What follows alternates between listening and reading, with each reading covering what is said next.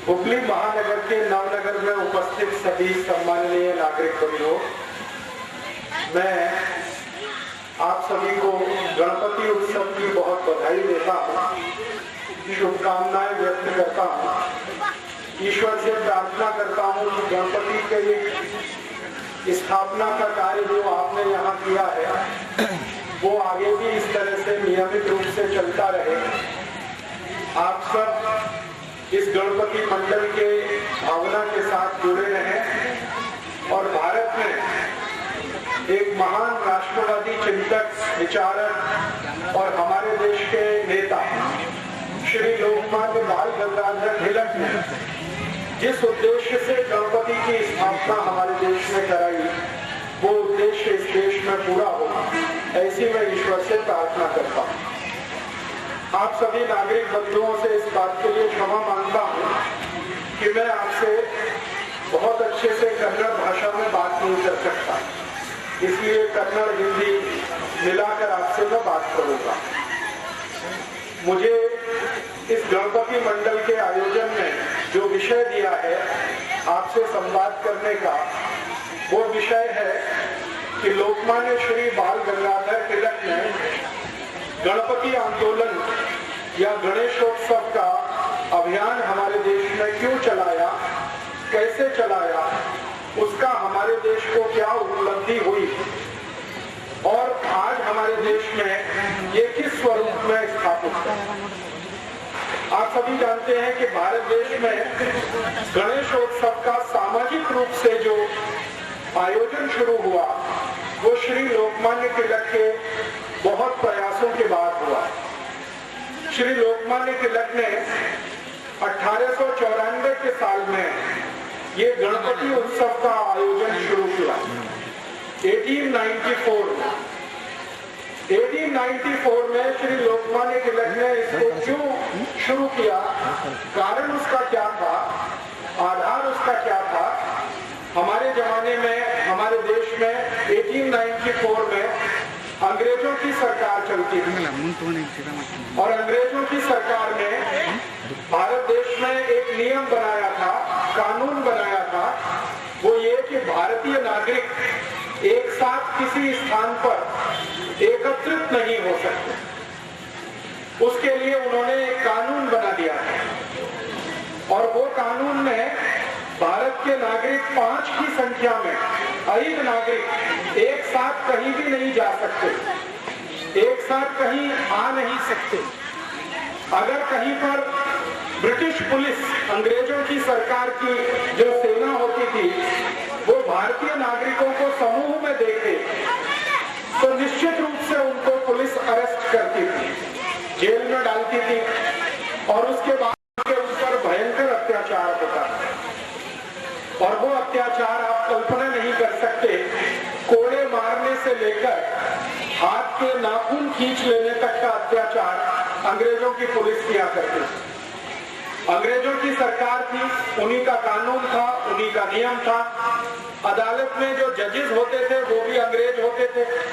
अगर कोई भारतीय नागरिक अंग्रेजी पुलिस के अत्याचार के विरुद्ध कोई शिकायत करे तो अदालत में वो शिकायत सुनी नहीं जाती थी, क्योंकि जज अंग्रेज होता था। ऐसा माहौल पूरे देश में बना हुआ था। हमारे भारत देश में सन 1875 में 1875 में एक महान व्यक्ति हुए थे, श्री बंकिम चंद्र चट्टोपाध्याय जी। उन्होंने एक गीत लिखा था 1875 में, वो गीत का नाम वंदे मातरम। तो वंदे मातरम गीत को गाने पर भी अंग्रेज सरकार ने पाबंदी लगा रखी थी। भारतीय नागरिक यदि वंदे मातरम गीत गाएंगे तो अंग्रेजों की पुलिस उनको जेल में पकड़ के बंद कर देगी, ऐसा कानून था। तो एक साथ हम एकत्रित नहीं आ सकते थे, कोई सामूहिक कार्य कर नहीं सकते थे, वंदे मातरम गीत नहीं गा सकते थे। ऐसे कड़े प्रतिबंध हमारे देश पर अंग्रेजों ने लगाए हुए थे। और उस समय अंग्रेजों के खिलाफ जो भारत का आंदोलन था, स्वातंत्र आंदोलन था, उसके सबसे बड़े नेता थे श्री तिलक। उन्होंने अंग्रेजों की सरकार के ये जो प्रतिबंध थे, ये जो पाबंदी थी, इसको निरस्त करने के लिए एक योजना बनाई और उन्होंने ये तय किया कि अगर अंग्रेज सरकार 5 या 5 से ज्यादा लोगों पर पाबंदी लगा रही है तो कोई ऐसा आयोजन शुरू करना चाहिए जो अंग्रेजों की सरकार के इस कानून को भंग करे और नागरिकों के मन में शक्ति आए, डर निकल जाए। अंग्रेजों की सरकार का जो भय है वो भारत के नागरिकों के मन से निकलना चाहिए। ऐसा सोचकर उन्होंने ये गणेशोत्सव शुरू किया। 1894 के पहले हमारे भारत देश में गणपति उत्सव होता था, गणेशोत्सव होता था, लेकिन वो घरों में होता था, परिवार के अंदर होता था। परिवार के लोग मिलकर गणपति उत्सव मनाते थे। पहली बार श्री लोकमान्य बाल गंगाधर तिलक ने 1894 में पुणे के शनिवारवाड़ा में पहले गणपति की स्थापना की थी। आप जानते हैं कि पुणे एक बहुत बड़ा शहर है, पूना महाराष्ट्र में। वहां पर एक बड़ा स्थान है शनिवारवाड़ा। इस शनिवारवाड़े में पहले गणपति की स्थापना हुई थी 1894 में और वो स्थापना स्वयं श्री लोकमान्य तिलक ने अपने हाथों से की थी। और उस स्थापना में एक गणपति मंडल उन्होंने बनाया था, शनिवारवाड़ा गणेश मंडल। वो भारत का सबसे पुराना गणेश मंडल है। तो उस गणेश मंडल के कार्यकर्ताओं को उन्होंने एक संकल्प कराया था कि हम ये गणेशोत्सव का पर्व 10 दिन तक मनाएंगे। अंग्रेज पुलिस अगर हमें गिरफ्तार करेगी तो हम जेल में जाएंगे, लेकिन गणपति उत्सव को हम जरूर मनाएंगे। और ऐसे करके ये गणेशोत्सव की शुरुआत हमारे देश में हुई। और सौभाग्य से क्या हुआ, 1894 का पहला जो गणेशोत्सव शनिवारवाड़ा में हुआ तो अंग्रेज पुलिस थोड़ी परेशान हुई, क्योंकि जो गणेशोत्सव को मनाने वाले कार्यकर्ता थे उनको वो पकड़ नहीं सकते थे। कारण ये था कि वो धार्मिक गतिविधि में शामिल है। राजनीतिक गतिविधि में अगर वो शामिल होते, कोई पॉलिटिकल एक्टिविटी में होते तो पुलिस उनको अरेस्ट करती, लेकिन चूंकि वो धार्मिक गतिविधि में शामिल थे इसलिए अंग्रेज पुलिस ने उनको अरेस्ट नहीं किया और पूरे 10 दिन तक वो गणपति उत्सव चला। 1894 में 1894 में अक्टूबर 20 अक्टूबर से लेकर 30 अक्टूबर तक ये कार्यक्रम आयोजित हुआ था। श्री लोकमान्य तिलक ने हर दिन शाम को एक व्याख्यान वहां पर आयोजित किया था। स्वयं श्री लोकमान्य तिलक उस व्याख्यान में हाजिर रहते थे, खुद उसमें शामिल होते थे और बड़े बड़े वक्ताओं को वो उसमें बुलाया करते थे।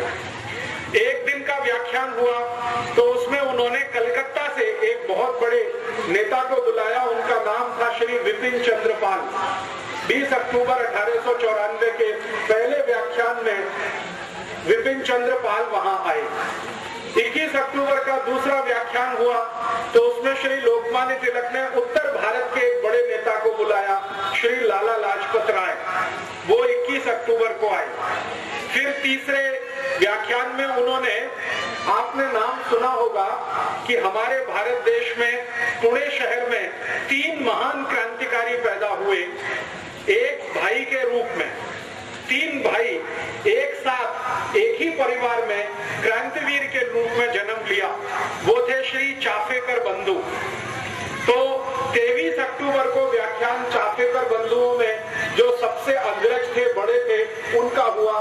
फिर 24 अक्टूबर को चाफेकर बंधुओं में दूसरे नंबर के जो उनके भाई थे उनका हुआ। एक श्री बालकृष्ण चाफेकर, एक दया कृष्ण चाफेकर, ऐसे करके तीनों चाफेकर बंधुओं का व्याख्यान हुआ। फिर उसके बाद श्री लोकमान्य तिलक ने मुंबई से एक बड़े नेता को बुलाया, उनका नाम था फिरोज शाह मेहता। उनका एक व्याख्यान हुआ और इस तरह से 10 दिन लगातार व्याख्यान माला चली। गणपति उत्सव हुआ, व्याख्यान माला चली। जितने भी वक्ता वहां पर व्याख्यान देने के लिए आए पहले गणपति उत्सव में, सबका जोर ये था कि भगवान गणेश हमारे देश को आजादी दिलाए, भगवान गणेश हमारे भारत को स्वराज्य दिलवाए, हमारे भारत देश में अंग्रेजों की सरकार समाप्त हो। सभी व्याख्याताओं ने इस तरह के विषय लिए थे और जितने भी लोग सुनने के लिए आते थे उनमें उन्होंने देशभक्ति की भावना, राष्ट्रभक्ति की भावना पूरे व्याख्यानों के माध्यम से भर शुरू किया। परिणाम क्या हुआ? पुणे के लोगों में गणपति आयोजन के लिए उत्साह पैदा हुआ और 1894 में पहले गणपति की स्थापना पुणे में शनिवारवाड़ा में हुई। अगले वर्ष 1895 में पूरे पुणे में 11 गणपति मंडल बने एक ही वर्ष के बाद और 11 गणपति स्थापित हुए। उसके बाद 1896 में एक साथ 31 गणपति स्थापित हुए, 31। फिर उसके बाद 1897 में पता चला 100 से ऊपर गणपति हो गए। फिर इस तरह से ये संख्या बढ़ती गई और 1898 तक आते आते पुणे से बाहर मुंबई में, पुणे से थोड़ा आगे जाकर अहमदनगर में, फिर पुणे के थोड़ा सा और आगे जाकर नागपुर में, पूरे विदर्भ में ये फैलता ही गया गणपति उत्सव का। और पुणे के आजू बाजू के महाराष्ट्र के सारे बड़े शहरों में ये गणपति की स्थापना जैसे जैसे बढ़ती गई वैसे वैसे भारत देश के लोगों में चेतना भी बढ़ती गई। थोड़े दिन के बाद पता चला कि संपूर्ण महाराष्ट्र राज्य में गणपति आ गए और गणेशोत्सव बहुत जोर शोर से मनाना शुरू हुआ। 1894 के बाद 1904 में माने सन 1904 में पहली बार लोकमान्य तिलक ने भारतवासियों को ये अपील किया कि हम गणेशोत्सव का जो आयोजन करते हैं इसका मुख्य जो उद्देश्य है वो भारत का स्वराज्य प्राप्ति करना है, आजादी प्राप्त करना है। बिना आजादी के गणेशोत्सव का कोई अर्थ नहीं है। हमारा देश अंग्रेजों का गुलाम रहे और हमारे देव देश के अंदर हैं तो एक तरह से वो भी गुलाम। दोस्तों, हमारी वीडियो अपडेट पाने के लिए हमारे YouTube चैनल को सब्सक्राइब करना ना भूलें और इस स्वप्न को बहुत गंभीरता से समझा।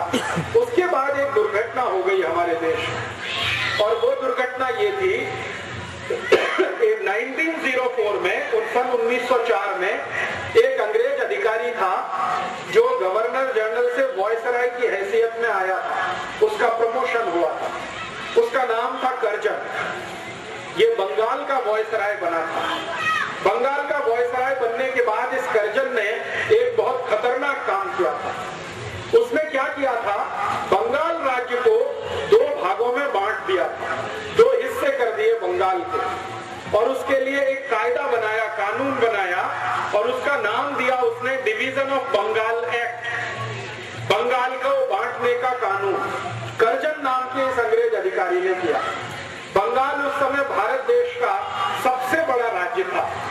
आज हमारे भारत देश में कर्नाटक, तमिलनाडु, केरल जैसे 35 राज्य हैं, भूमध्ययुक्त राज्य हैं।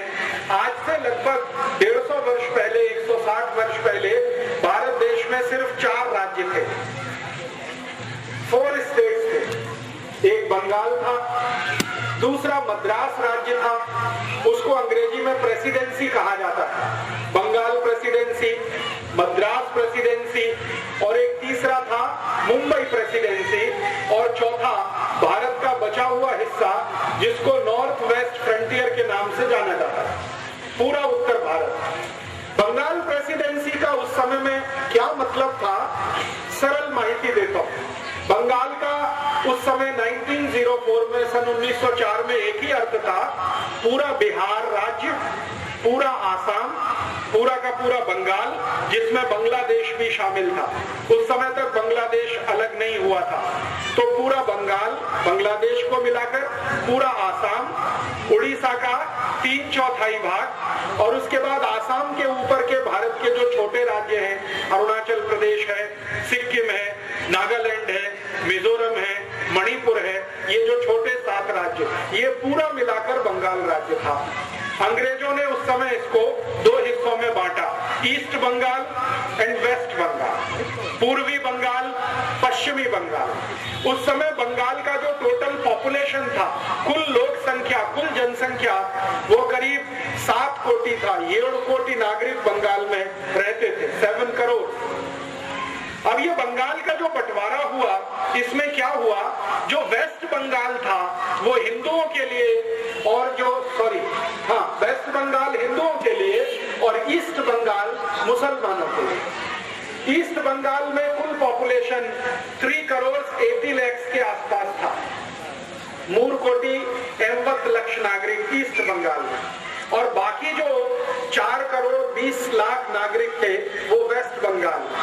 तो हिंदू और मुसलमान संप्रदाय के आधार पर पहली बार अंग्रेजों ने भारत में बंटवारा किया, और ये बंटवारा जब हुआ तो सारे भारत देश में इसका विरोध हुआ। और विरोध क्यों हुआ?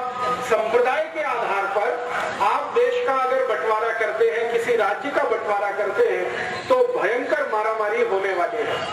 तो श्री लोकमान्य तिलक ने सबसे पहले इसका विरोध किया, और 1905 में श्री लोकमान्य तिलक ने एक आदेश जारी किया भारत के नागरिकों के लिए कि अगर अंग्रेजों की सरकार भारत के एक बंगाल राज्य का संप्रदाय के आधार पर बंटवारा करती है तो इस अंग्रेज सरकार को हम भारत में अब रहने नहीं देंगे, चलने नहीं देंगे। और उन्होंने ये घोषणा कर दी।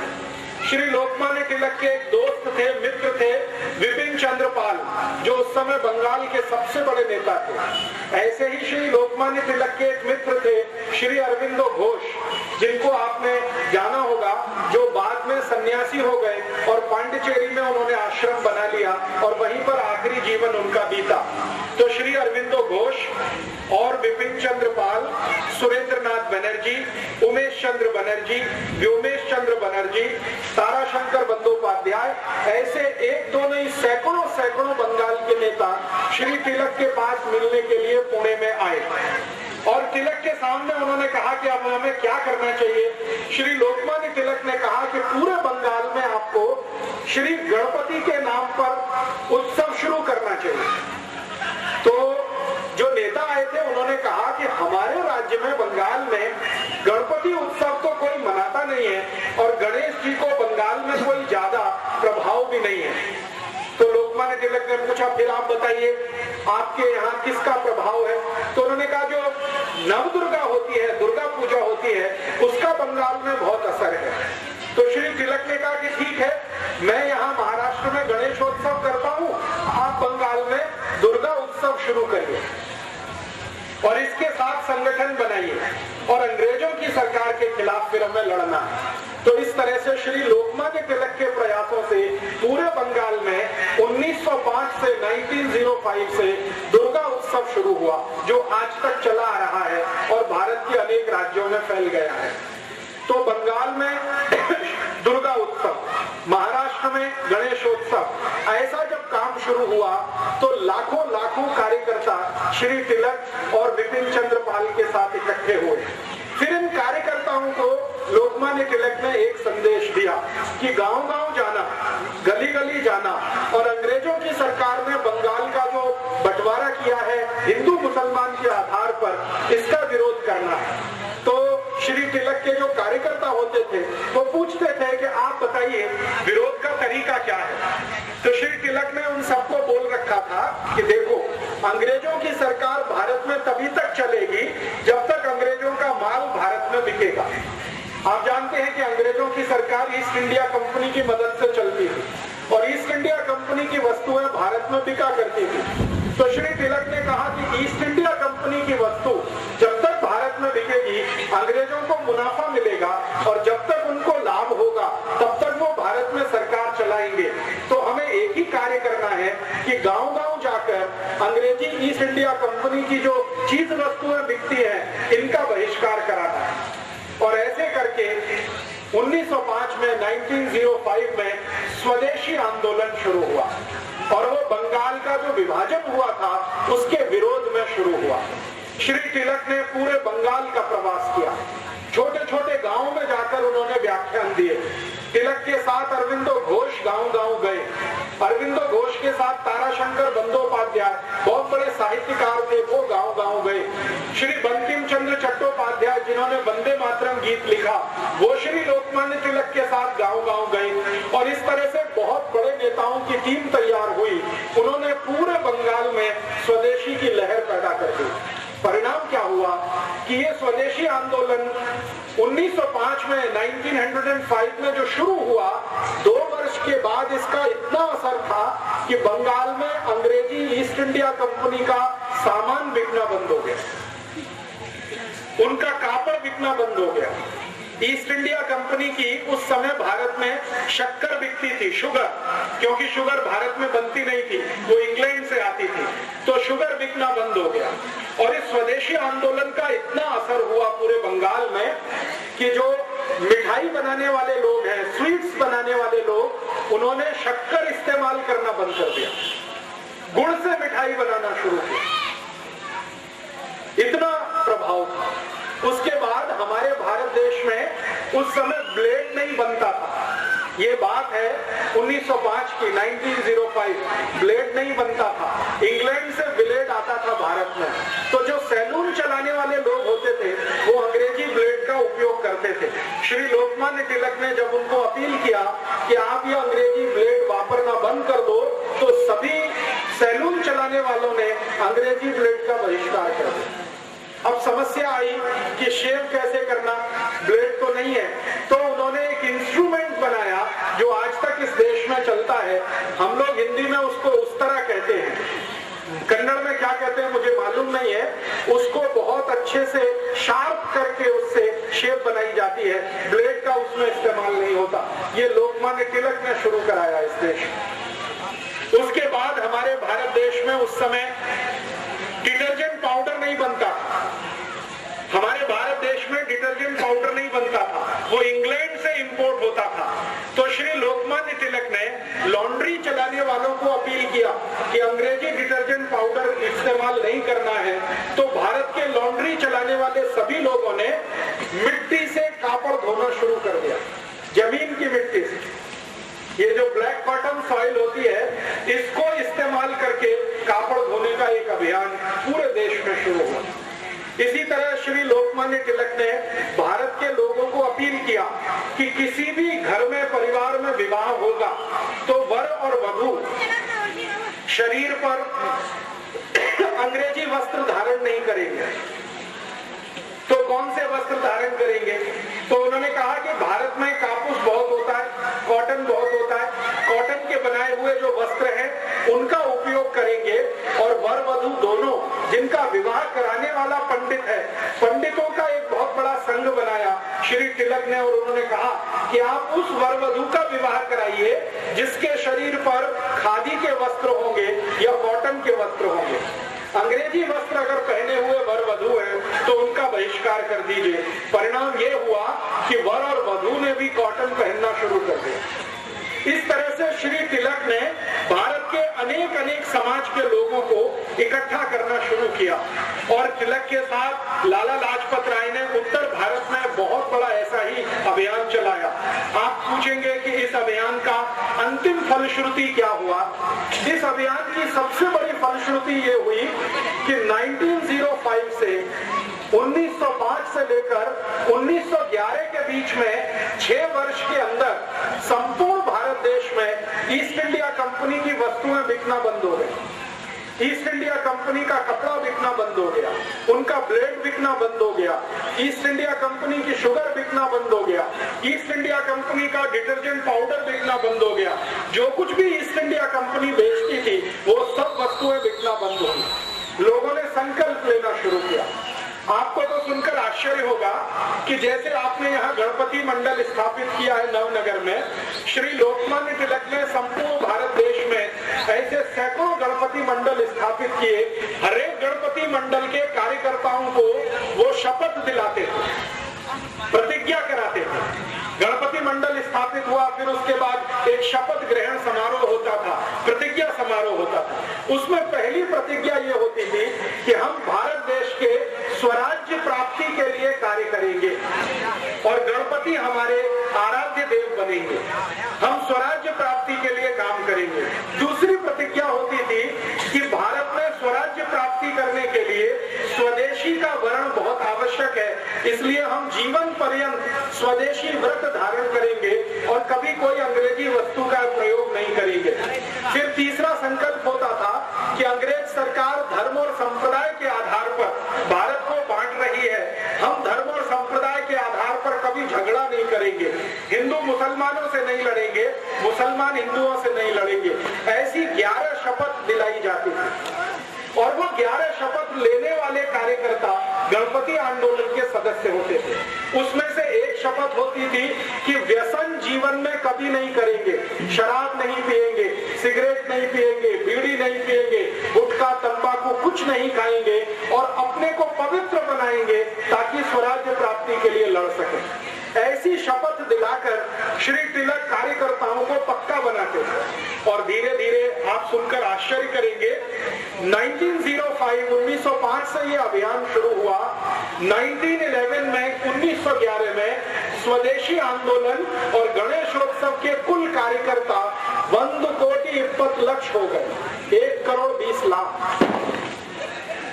उस समय भारत का जो टोटल पॉपुलेशन था वो 20 कोटि था, 20 करोड़ भारतवासी थे 1905 में और उसमें से 1,20,20,20,1 1,20,00,000 उनके कार्यकर्ता थे। लोकमान्य तिलक, बाल गंगाधर तिलक, बिपिन चंद्र पाल, लाला लाजपत राय के साथ काम करने वाले। गणेशोत्सव के माध्यम से इतनी बड़ी कार्यकर्ताओं की फौज उन्होंने इकट्ठी की। अंतिम परिणाम क्या हुआ? 1911 में जब ब्रिटिश गवर्नमेंट का सब कुछ बिकना यहाँ हो गया तो ब्रिटिश पार्लियामेंट लंदन में बहुत तकलीफ आ गई, क्योंकि यहाँ से धन लूटकर ईस्ट इंडिया कंपनी लेके जाती थी। उनका माल बिकता था, वो पैसा लंदन जाता था। जब यहाँ माल बिकना बंद हो गया तो यहाँ से पैसा लंदन जाना बंद हो गया, तो ब्रिटिश पार्लियामेंट में बहुत तकलीफ की स्थिति आई। उस समय ब्रिटेन का राजा था, उसका नाम था जॉर्ज पंचम। उसने ब्रिटिश पार्लियामेंट का एक स्पेशल मीटिंग बुलाया और उसने ये कहा कि भारत देश में ऐसा क्या हो रहा है कि अब ब्रिटेन में पैसा आना बंद हो गया। तो ब्रिटिश पार्लियामेंट के एमपीज ने जॉर्ज पंचम को कहा कि भारत में एक बड़े नेता हैं श्री लोकमान्य तिलक, उन्होंने गणेशोत्सव का एक अभियान और स्वदेशी का आंदोलन शुरू कर दिया है और उसके कारण अब अंग्रेजी वस्तुएं भारत में बिकना बंद हो गई हैं, इसलिए इंग्लैंड में पैसा आना बंद हो गया। तो जॉर्ज पंचम इतना परेशान हुआ, उसने कहा कि ये लोकमान्य तिलक कौन है? तो उसके जो ऑफिसर्स थे उन्होंने समझाया ऐसे ऐसे व्यक्ति हैं, पुणे के पास उनका जन्म स्थान है, कार्य क्षेत्र उनका पूरा भारत देश है और उनके पास 1,20,20,00,000 कार्यकर्ताओं की बहुत बड़ी आर्मी है। तो जॉर्ज पंचम ने पूछा कि ब्रिटेन की आर्मी भारत में कितनी है? तो जॉर्ज पंचम को उत्तर मिला कि जो ब्रिटिश आर्मी भारत में है वो मैक्सिमम 3,50,000 है, 3.5 लाख की आर्मी है। और उन्होंने कहा कि लोकमान्य तिलक की आर्मी कितनी बड़ी है? तो उन्होंने कहा कि 1,20,00,000, 1,20,00,000 की आर्मी है। तो फिर जॉर्ज पंचम ने कहा कि उसका commander in chief Lokmanya Tilak, 1,20,00,000 की आर्मी है, कितनी बड़ी आर्मी है, मैं उसको देखना चाहता हूँ। तो ब्रिटिश पार्लियामेंट ने कहा कि वो आर्मी अगर देखनी है तो आपको भारत जाना पड़ेगा। तो उसने कहा ठीक है, मेरी भारत यात्रा का कार्यक्रम बनाओ। तो दिसंबर में 10 तारीख को जॉर्ज पंचम भारत आया। दिसंबर 10, 1911, 1911, 10 दिसंबर को जॉर्ज पंचम भारत आ गया, ये देखने के लिए कि स्वदेशी आंदोलन की, गणपति आंदोलन की आर्मी कितनी बड़ी है। उस जमाने में आप जानते हैं कि हवाई जहाज नहीं चलते थे, पानी के जहाज से यात्रा होती थी, शिप का आना जाना होता था। तो लंदन जाने के लिए भारत देश में 2 ही स्थान थे और लंदन से आने के लिए भी 2 ही स्थान थे। एक था वो कलकत्ता और दूसरा था सूरत। सूरत में बहुत बड़ा पानी के जहाज का पत्तन था और कलकत्ता में बहुत बड़ा था। तो कलकत्ता एक, सूरत दूसरा। तो जॉर्ज पंचम को पूछा गया आप कहाँ उतरेंगे? तो उन्होंने कहा कलकत्ता उतरूंगा। क्यों? क्योंकि लोकमान्य तिलक के सहयोगी और उनके कार्यकर्ता सबसे ज्यादा बंगाल में काम कर रहे हैं, तो मुझे देखना है वो। तो कलकत्ता उतरा लोकमान्य तिलक, जॉर्ज पंचम कलकत्ता आया। 11 दिसंबर को कलकत्ता में बहुत सारे लोगों ने उसको रिसीव किया। जिन लोगों ने जॉर्ज पंचम को भारत में पहली यात्रा पर रिसीव किया, माने उसको आदर पूर्वक इस देश में स्वागत किया, उनमें से सबसे आगे थे श्री रविंद्रनाथ टैगोर, राजा राममोहन रॉय और एक थे उमेश चंद्र बनर्जी और एक पुराने कांग्रेस के नेता जो माने जाते हैं, कांग्रेस की स्थापना हो चुकी थी 1885 में, तो एक थे ऑक्टेवियो ह्यूम, A.O. ह्यूम, जो कांग्रेस के संस्थापक अध्यक्ष माने जाते हैं, इन सब लोगों ने राजा को आवकार किया, उसका स्वागत किया। राजा माने जॉर्ज पंचम। और श्री लोकमान्य तिलक, विपिन चंद्र पाल और व्योमेश चंद्र बनर्जी, सुरेंद्रनाथ बनर्जी, ये जो सारे नेता थे जिनको हमारे इतिहास में गरम दल का नेता माना जाता है, इन्होंने जॉर्ज पंचम का बहिष्कार किया। उन्होंने कहा हम जॉर्ज पंचम का बहिष्कार करते हैं, हम उसके स्वागत समारोह में नहीं जाएंगे। लेकिन कांग्रेस के अंदर नरम दल के कुछ नेता हुआ करते थे, उनमें से मैंने कुछ नाम आपको बताए। उन्होंने कहा कि हम जॉर्ज पंचम का जरूर स्वागत करेंगे। तो स्वागत समारोह हुआ कलकत्ता में, और स्वागत समारोह में पहली बार जॉर्ज पंचम को स्वागत करते हुए एक गीत गाया गया जिसका नाम है जनगण मन अधिनायक जय हे भारत भाग्य विधाता। भारत भाग्य विधाता, इन शब्दों पे ध्यान दीजिए। भारत भाग्य विधाता माने भारत के भाग्य को निर्धारित करने वाला कौन? जॉर्ज पंचम। जॉर्ज पंचम को मंच पर बिठाया गया और ये गीत गाना शुरू किया, और जिसने ये गीत गाया दुर्भाग्य से उनका नाम वही श्री रविंद्रनाथ टैगोर। उन्होंने ही ये गीत लिखा और उन्होंने ही ये गीत गाया।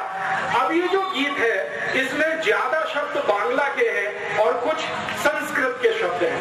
इस पर जरा ध्यान दें। जनगण मन, जन गण मन, गण संस्कृत का शब्द है, जन संस्कृत का शब्द है, मन संस्कृत और बांग्ला दोनों में है। तो इसका अर्थ है भारत की जनता की तरफ से, गण माने छोटे छोटे राजा और उनके प्रतिनिधि, हम सब भारत की जनता की तरफ से, छोटे छोटे राजाओं की तरफ से जनगण मन अधिनायक जय, अधिनायक माने सुपर हीरो, माने जॉर्ज पंचम, आपकी जय करने के लिए यहाँ आए हैं। जनगण मन अधिनायक जय, भारत भाग्य विधाता। भारत के आप भाग्य विधाता है, आपको भारत का भाग्य तय करना है क्योंकि आपके हाथ में सब कुछ है। फिर पंजाब, सिंध, गुजरात, मराठा, द्राविड़, उत्कल, बंग, ये भारत के अलग अलग हिस्से हैं जिनका नाम उन्होंने लिया। पंजाब, सिंध, गुजरात, मराठा, द्राविड़, उत्कल, बंग, विंध्य, हिमाचल, यमुना, गंगा, उच्छल जलधि तरंग, तब शुभ नामे जागे। भारत के ये सभी हिस्सों की, रीजन की तरफ से हम भगवान से प्रार्थना कर रहे हैं, तब शुभ नामे जागे, आपका नाम पूरे विश्व में हो, तब शुभ आशीष मांगे। हम भगवान से आपके लिए दुआएं कर रहे हैं, आशीष मांग रहे हैं। गाए तब जय गाथा, हम आपकी जय जयकार करते ही रहेंगे। जनगण मंगलदायक जय, भारत भाग्य विधाता। ये गीत गाया गया, और ये गीत गाया गया 24 दिसंबर 1911 को कलकत्ता में जॉर्ज पंचम का स्वागत समारोह करते हुए। अब समस्या क्या खड़ी हो गई कि जॉर्ज पंचम को ना संस्कृत समझती थी ना बांग्ला, न उसको हिंदी आती थी। वो सुन तो लिया, उसने अपने पड़ोस में बैठे अंग्रेजों से पूछा ये क्या गाना गाया, तो अंग्रेजों ने उसका इंग्लिश ट्रांसलेशन करके उसको समझाया।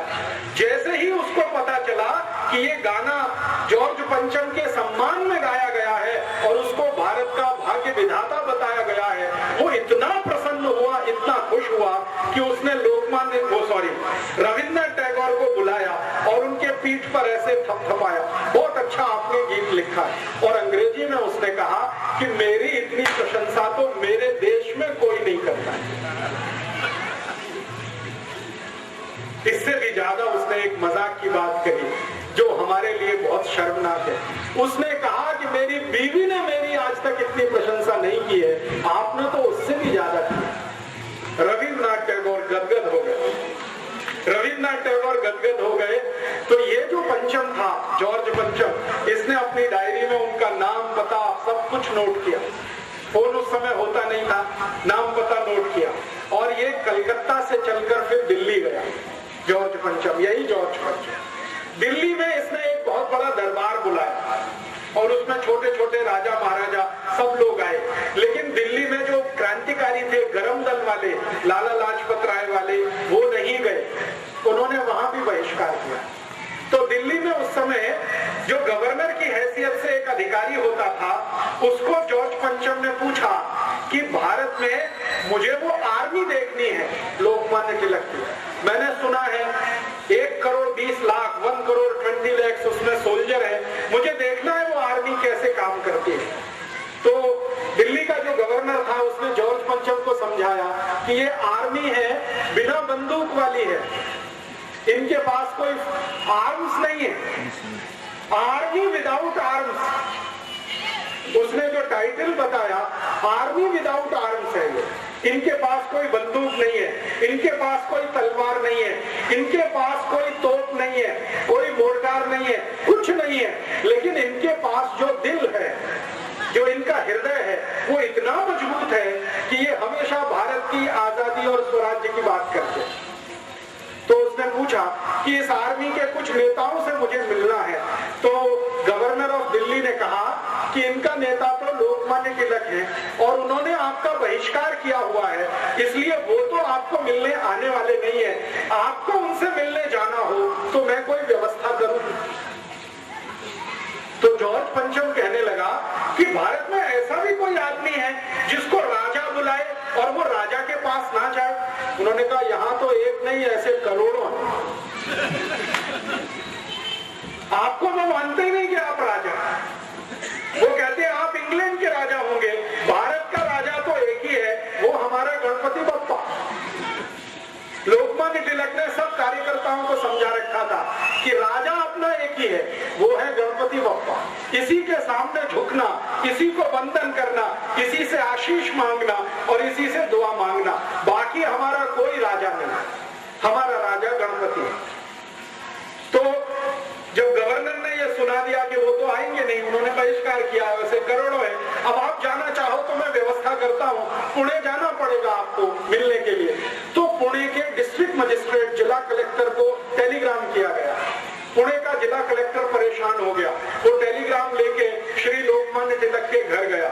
श्री लोकमान्य तिलक पुणे में ही रहते थे, शनिवार वाड़ा में ही उनका घर है, आज भी वो घर सुरक्षित है, आप जाके देख सकते हैं। पुणे का डिस्ट्रिक्ट कलेक्टर भागा भागा वो टेलीग्राम लेके श्री तिलक के पास गया और टेलीग्राम उनको दिखाया कि आपसे मिलने के लिए हमारा राजा जॉर्ज पंचम पुणे आना चाहता है, आप उनसे मिलेंगे। तो श्री लोकमान्य तिलक ने कहा मुझे राजा से मिलने की कोई गरज नहीं है, वो आपका राजा है, मेरा नहीं है, आप उसके नौकर हैं, आपको वो पगार देता, मुझे पगार नहीं देता, मुझे उससे मिलने की गरज नहीं है। तो कलेक्टर ने समझाया नहीं नहीं, वो आपको मिलने यहाँ आना चाहते हैं पुणे में। तो तिलक ने कहा कि फिर ठीक है, आप उनको यहाँ आने दो, मैं मेरे गांव चला जाता हूँ रत्नागिरी। श्री लोकमान्य तिलक का जन्म स्थान रत्नागिरी में है, आप जानते हैं, रत्नागिरी के पास एक छोटे से। तो मैंने कहा मैं मेरे गांव चला जाता हूँ। तो फिर कलेक्टर ने पूछा मेरी तो नौकरी चली जाएगी। तो उन्होंने कहा कि बहुत अच्छा है तुम्हारी नौकरी जाए, तुम्हारे राजा की नौकरी जाए, तुम यहाँ सब हिंदुस्तान छोड़कर चले जाओ, हमारा स्वराज्य हमें मिल जाए, मैं तो यही चाहता हूँ।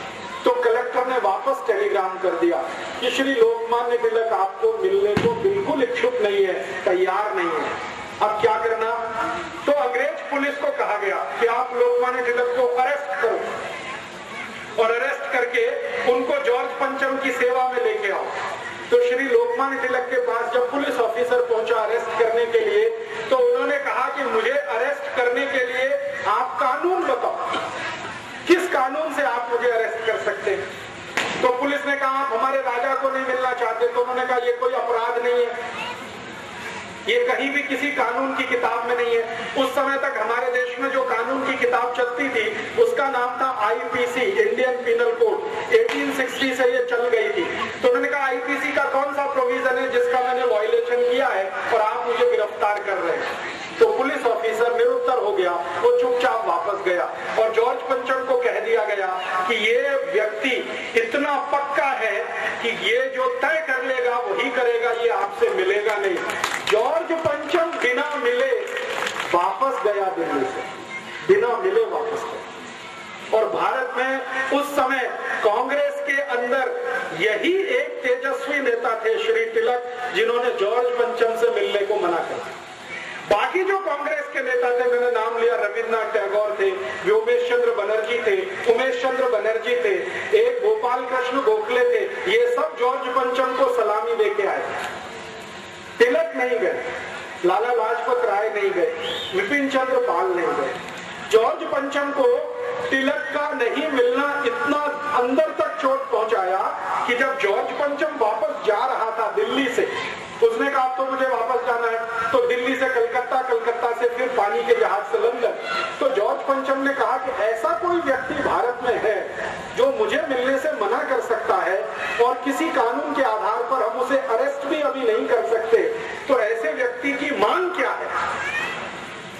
तो अंग्रेज गवर्नर दिल्ली ने उनको कहा कि उसकी सबसे पहली मांग है कि 1905 में जो कर्जन ने डिवीजन ऑफ बंगाल एक्ट बनाया है, बंगाल को हिंदू मुसलमान के आधार पर तोड़ दिया है, ये कानून वापस लेना और बंगाल को फिर से एक करना। तो जॉर्ज पंचम ने गवर्नर को कहा कि ऐसे वीर बहादुर पराक्रमी व्यक्ति का थोड़ा तो सम्मान करो और ये बंगाल का बंटवारा रद्द करो। और भारत के इतिहास में ये पहली और आखिरी घटना है जब बंगाल को बंटवारा करके अंग्रेजों ने 6 साल के बाद वापस फिर से एक किया और ईस्ट और वेस्ट बंगाल फिर से एक हुआ। और लोकमान्य तिलक की इतनी जय जयकार पूरे देश में हुई। 1911 में जब बंगाल फिर से एक हो गया, डिवीजन ऑफ बंगाल एक्ट वापस हो गया, तो सारे देश में लोकमान्य तिलक के स्वागत समारोह आयोजित हुए और एक एक समारोह में 50-50 हजार लोग आते थे। उस जमाने में ये माइक नहीं होता, बिना माइक के उनको व्याख्यान करना होता। आप जरा सोचिए, 50,000 की भीड़, 50,000 नागरिक लोकमान्य तिलक को सुनने के लिए कहीं खड़े हैं, कैसे वो बोले जो आखिरी आदमी तक बात पहुंचे, तो वो संभव नहीं होता था। तो श्री तिलक चिल्ला चिल्ला कर बोलते और दुष्परिणाम क्या हुआ। 1911 से जब उनका ये स्वागत समारोह शुरू हुआ, 1915 तक ये चलता रहा। 4-5 साल चिल्ला चिल्ला कर बोलने के कारण उनके सारे फेफड़े गल गए, उनके लंग्स में इंफेक्शन आ गया, क्योंकि माइक तो होता नहीं था। गले में इंफेक्शन आया, लंग्स में इंफेक्शन आया और वो इंफेक्शन इतना गंभीर था कि उसी में श्री लोकमान्य तिलक की मृत्यु हुई। 1915 से लेकर 1920 तक वो कहीं जा नहीं सके, बोल नहीं सके जाना। थोड़े भी बोलते थे तो गले में दर्द होता, थोड़े भी बोलते थे तो लंग्स में पानी भर जाता और उस समय ट्रीटमेंट भी नहीं था। प्लूरिसी नाम की एक बीमारी उनको हो गई, उसका कोई ट्रीटमेंट नहीं था। उसका एक ही ट्रीटमेंट था कि वो कोई ठंडे प्रदेश में जाकर थोड़े दिन आराम करें। लेकिन तिलक कहा करते थे कि अगर ये जीवन में आराम किया तो स्वराज्य कैसे आएगा। इसलिए उन्होंने अपने स्वास्थ्य को दुर्लक्ष्य किया, अपनी हेल्थ को कभी ध्यान नहीं दिया। दोस्तों, गूगल प्ले स्टोर पर जाकर राजीव दीक्षित जी ऑल इन वन ऐप जरूर डाउनलोड करें। इसी चिंता में कि तिलक कभी स्वास्थ्य का ध्यान नहीं रखते, लगातार प्रवास करते थे। अब उस जमाने में प्रवास करने के लिए गाड़ी नहीं थी, तो साइकिल से प्रवास करते। कभी साइकिल नहीं होती थी तो बैलगाड़ी में बैठ के प्रवास करते, कभी कभी बैलगाड़ी नहीं तो घोड़े पर बैठकर प्रवास करते। घोड़ा भी नहीं मिला तो वो जो ऊंट होता है कैमल, उस पर बैठकर प्रवास करते थे और कुछ नहीं मिला तो पैदल पैदल प्रवास करते। तो प्रवास बहुत किया, व्याख्यान बहुत दिए, स्वागत समारोह जगह जगह होते थे, उसमें फंड इकट्ठा होता था और वो फंड इतना हो गया कि वो कोटि कोटि रुपए। बाद में उसी फंड को नाम दिया गया तिलक स्वराज फंड। इतिहास की पुस्तकें जब आप पढ़ेंगे तो उसमें एक जगह चैप्टर है तिलक स्वराज फंड। ये लोकमान्य तिलक को स्वागत समारोह में जो दान मिलता था वो सारा उन्होंने इकट्ठा किया था। आप पूछेंगे तिलक स्वराज फंड कितना था। आज से लगभग 80-90 वर्ष पहले, 80-90 इयर्स बिफोर, तिलक स्वराज फंड 21 करोड़ रुपीस का था, 51 कोटि रुपए, इतना धन था। आज के हिसाब से अगर आप इसको जोड़ना चाहें तो इसमें 300 का मल्टीप्लिकेशन करना, क्योंकि 1920 का 1 रुपए, 1 रुपया 2007 के 300 रुपीस के बराबर है। तो 300 में 21 का गुणा कर लीजिए, 6,300 करोड़ रुपीस श्री लोकमान्य तिलक ने इकट्ठा किया इस देश में घूम घूम। और वो फंड जब उन्होंने इकट्ठा किया तो उस फंड से क्या काम में लगाया वो फंड। उन्होंने कहा कि भारत में जो जो वस्तुओं का उत्पादन नहीं होता वो सभी ये पैसे से बनाई जाएंगी। मैंने आपसे कहा ब्लेड नहीं बनता था भारत में, श्री तिलक ने ब्लेड बनाने की इंडस्ट्री शुरू कराई पुणे के पास। वो समय में शुगर नहीं बनती थी इस देश में, शुगर बनाने का कारखाना उसी फंड में से लगा। हमारे देश में उस जमाने में आयरन और स्टील के लिए कोई बड़ा प्रोडक्शन यूनिट नहीं था। तिलक ने भारत देश के एक बड़े उद्योगपति जिनका नाम था जमशेद जी टाटा, उनको एक दिन अपने घर बुलाया और कहा कि भारत को स्टील की जरूरत है, आप स्टील बनाना शुरू करिए, हम इंग्लैंड से स्टील नहीं खरीदेंगे। तो टाटा, जमशेद जी टाटा ने श्री लोकमान्य तिलक के एक वाक्य पर पूरा टिस्को खड़ा कर दिया, टाटा स्टील कंपनी, वो तिलक ने खड़ी करवाई है इस देश में। बजाज ग्रुप को एक दिन तिलक ने बुलाया, जमनालाल बजाज को, और कहा कि हम इंग्लैंड से कापड़ आयात करते हैं, भारत में कपड़ा बनना चाहिए। खादी का तो बनता है, वो हाथ का है, लेकिन वो मोटा होता है, लोगों को बारीक कपड़ा पहनना है, महीन, तो आप उसके लिए मिल लगाइए। तो जमनालाल बजाज ने तिलक के कहने पर पहली मिल लगाई कलकत्ता। डालमिया जी को बुलाया एक दिन और कहा आप कुछ प्रोडक्शन में जाइए। डालमिया जी ने कहा ठीक है, हम भी भारत के। ऐसे भारत में 72 जो बिग बिजनेस हाउसेज हैं जो आज इस देश में एस्टेब्लिश हैं, टाटा है, डालमिया है, जमनालाल बजाज का बजाज ग्रुप है, ये सब की स्थापना करने में लोकमान्य तिलक की बहुत बड़ी भूमिका है। 1915 में श्री तिलक ने ये सब शुरू किया, 1920 तक वो ये करते रहे और 1 अगस्त 1920 को उनका स्वर्गवास हुआ। मैंने बताया गंभीर बीमारी थी प्लूरिसी की, लंग्स पूरे उनके खराब हो चुके थे, ज्यादा बोलने के कारण गला खराब हो गया था। उस समय उनकी मृत्यु हुई। मृत्यु से थोड़ा दिन पहले उन्होंने अपने सब कार्यकर्ताओं को बुलाया, उनको मालूम हो गया था कि अभी मुझे जाना ही पड़ेगा। तो उन्होंने कहा कि देखो मेरी मृत्यु होगी तो आप में से कोई रोना नहीं और कभी भी मेरे नाम पर आंसू बहाना नहीं। मैंने जिंदगी में कभी अंग्रेजों की गुलामी स्वीकार नहीं की है, तो आप भी मेरे पद चिन्हों पर चलना, आप भी अंग्रेजी गुलामी स्वीकार नहीं करें। आप स्वतंत्र हैं, भगवान आपको आगे भी स्वतंत्र बनाकर रखेगा। मेरे आदर्शों का खून नहीं करना, कोई रोएगा नहीं, मैं मरूंगा, खुशी के साथ मुझे विदा करना। और उन्होंने एक बहुत महत्वपूर्ण वाक्य कहा जो पूरे जीवन का सबसे बड़ा सच है। श्री तिलक ने अपने कार्यकर्ताओं को कहा कि देखो मृत्यु जो है जन्म से भी ज्यादा आसान है। ये बहुत गहरी बात है। उन्होंने कहा कि जन्म लेने में तो बहुत कष्ट होता है, ताई को भी होता है, मक्खन को भी होता है, लेकिन मृत्यु बहुत सहज है, बहुत आसान है, इसलिए उत्सव की तरह से इसको मनाना। और ये हुआ 1 अगस्त को सुबह जब उनकी अंतिम यात्रा निकली, प्राण उनके पूरे हुए, तो पूरा पुणे शहर, पूरा बंबई, पूरा भारत खड़ा हो गया। ऐसी अंतिम यात्रा इस देश में किसी की नहीं निकली। करोड़ों करोड़ों लोग उसमें शामिल, करोड़ों। और उन लोगों ने श्री तिलक की अंतिम यात्रा को भारत की स्वराज यात्रा बताया कि ये हमारे देश की स्वराज यात्रा है। और उस स्वराज यात्रा में उन्होंने वही संकल्प दोहराए जो श्री तिलक उनको गणपति आंदोलन के समय कहा करते थे। ऐसे एक महान व्यक्ति ने इस देश में गणपति की स्थापना कराई। ऐसे एक महान व्यक्ति ने इस देश में स्वराज्य की नींव स्थापित कराई। आप बहुत भाग्यशाली हैं कि मैंने आपके मंडल में आकर श्री तिलक का फोटो देखा। मुझे बहुत दुख होता है जब मैं गणपति मंडलों में जाता हूँ, गणपति की मूर्ति तो होती है, तिलक की मूर्ति गायब है। और उससे भी ज्यादा दुख मुझे इस बात का होता है कि गणपति मंडल वाले गणपति की स्थापना करते हैं और उसमें ऐसे गंदे गंदे घटिया घटिया गाने बजाते हैं जिनको श्री तिलक ने कभी सुना नहीं, सोचा भी नहीं। हमें शर्म है कि हम लोकमान्य तिलक के उन सभी आदर्शों को पूरा नहीं कर पाए हैं जो गणपति आंदोलन के माध्यम से उन्होंने भारत को समझाए थे। उनका एक बहुत महत्वपूर्ण वक्तव्य था जो उन्होंने अपनी मृत्यु से थोड़े दिन पहले दिया था। जब बंगाल का बंटवारा समाप्त हो गया तो तिलक ने भारत के बहुत सारे कार्यकर्ताओं का एक सम्मेलन बुलाया था और उसमें उन्होंने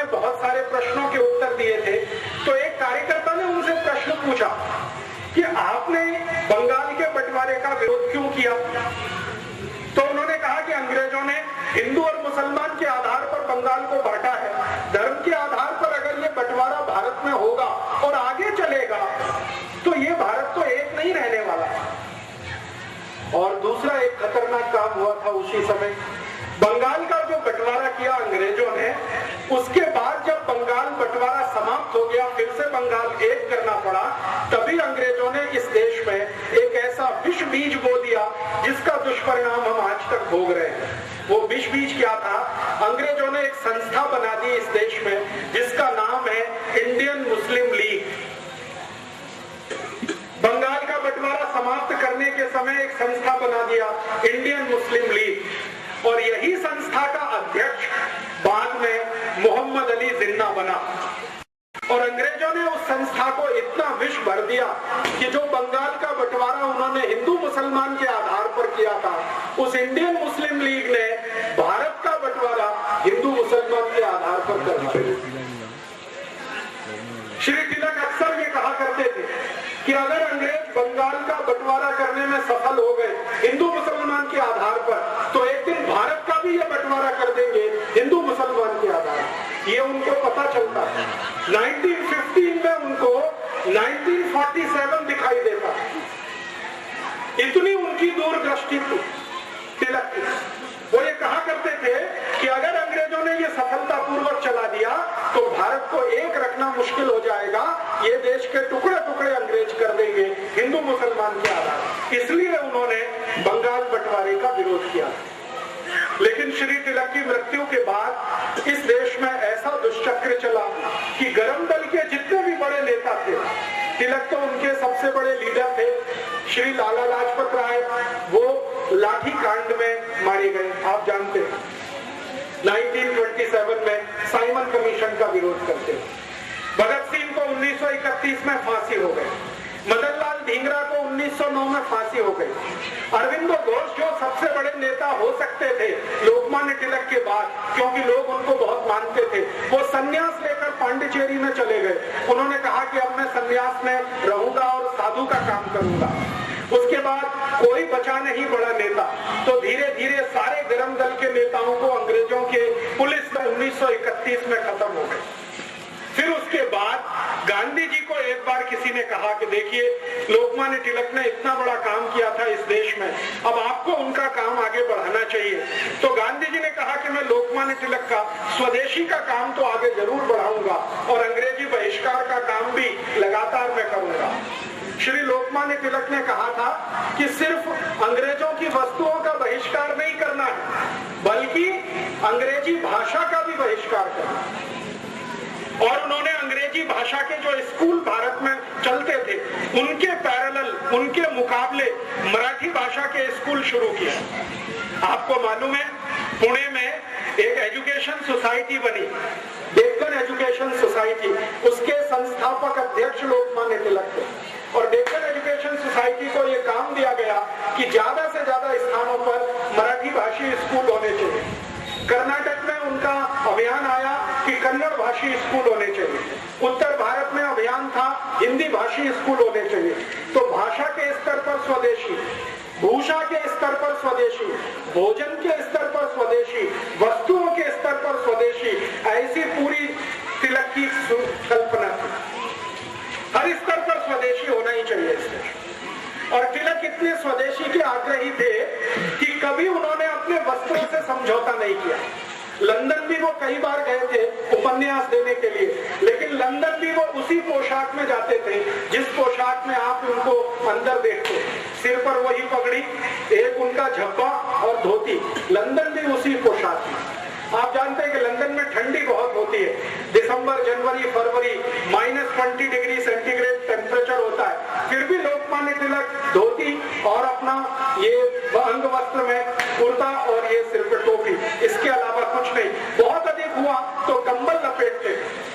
तो लंदन में जो भारतवासी रहते थे उनमें से कई लोग उनको कहते थे कि आपको ठंडी नहीं लगती, तो उनका एक ही जवाब होता था कि मेरे शरीर में स्वराज्य की इतनी अग्नि जल रही है कि ठंडी कैसे लगेगी।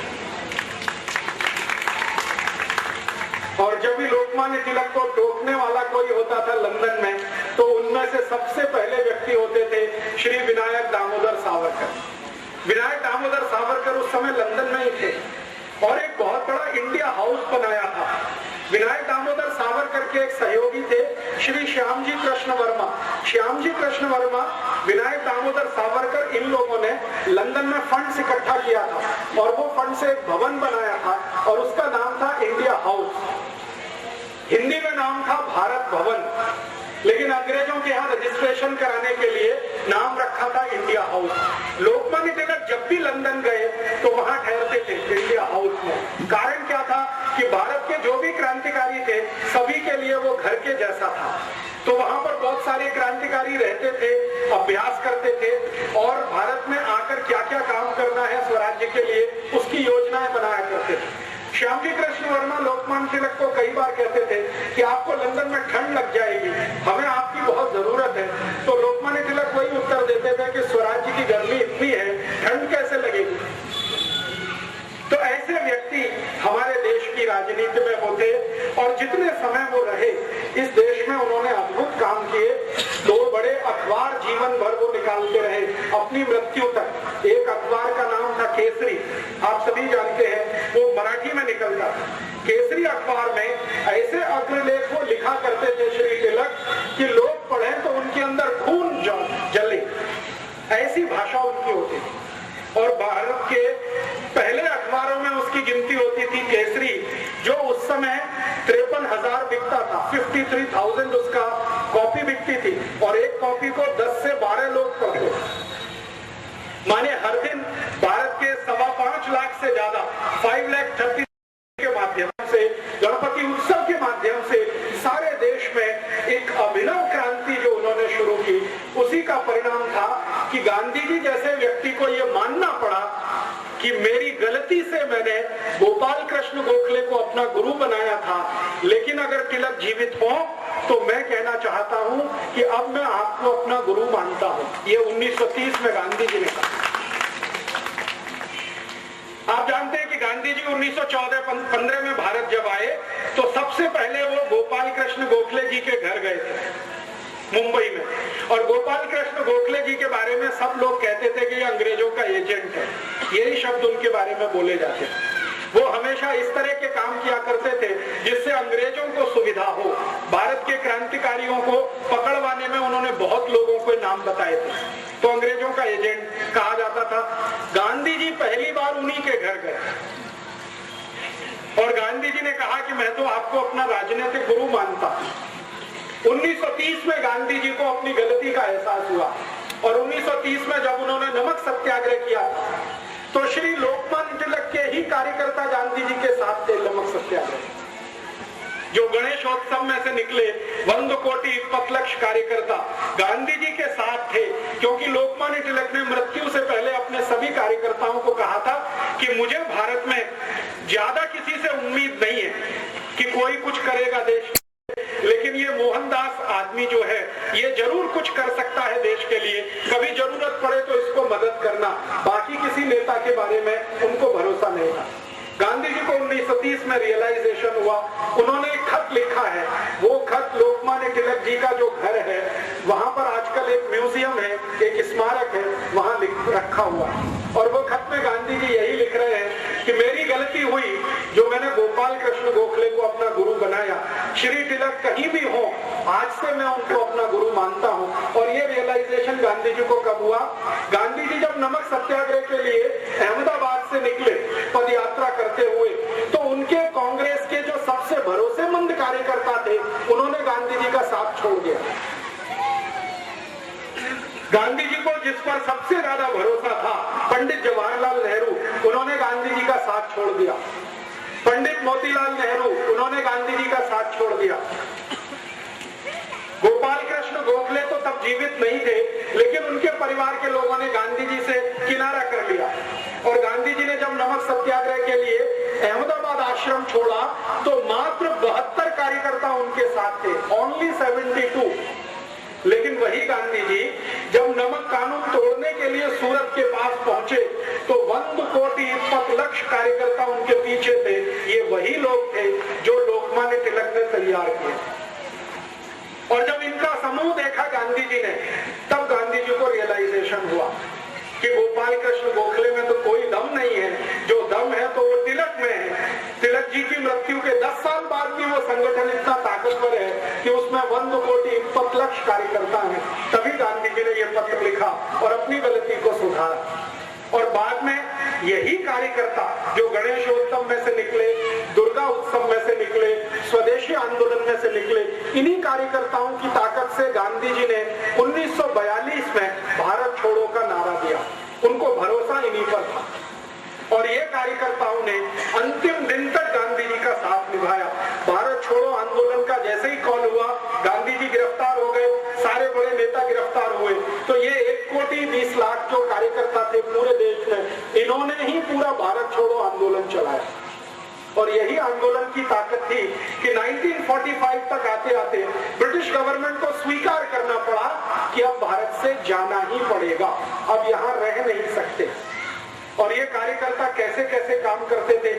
ये जो स्वदेशी के अभियान के कार्यकर्ता थे, ये ब्रिटिश आर्मी में ज्वाइन हो गए, कार्यकर्ता आर्मी में चले गए, वो ब्रिटिश नेवी में ज्वाइन हो गए और ब्रिटिश नेवी और आर्मी में ज्वाइन होकर अंदर से रिवोल्ट करा दिया।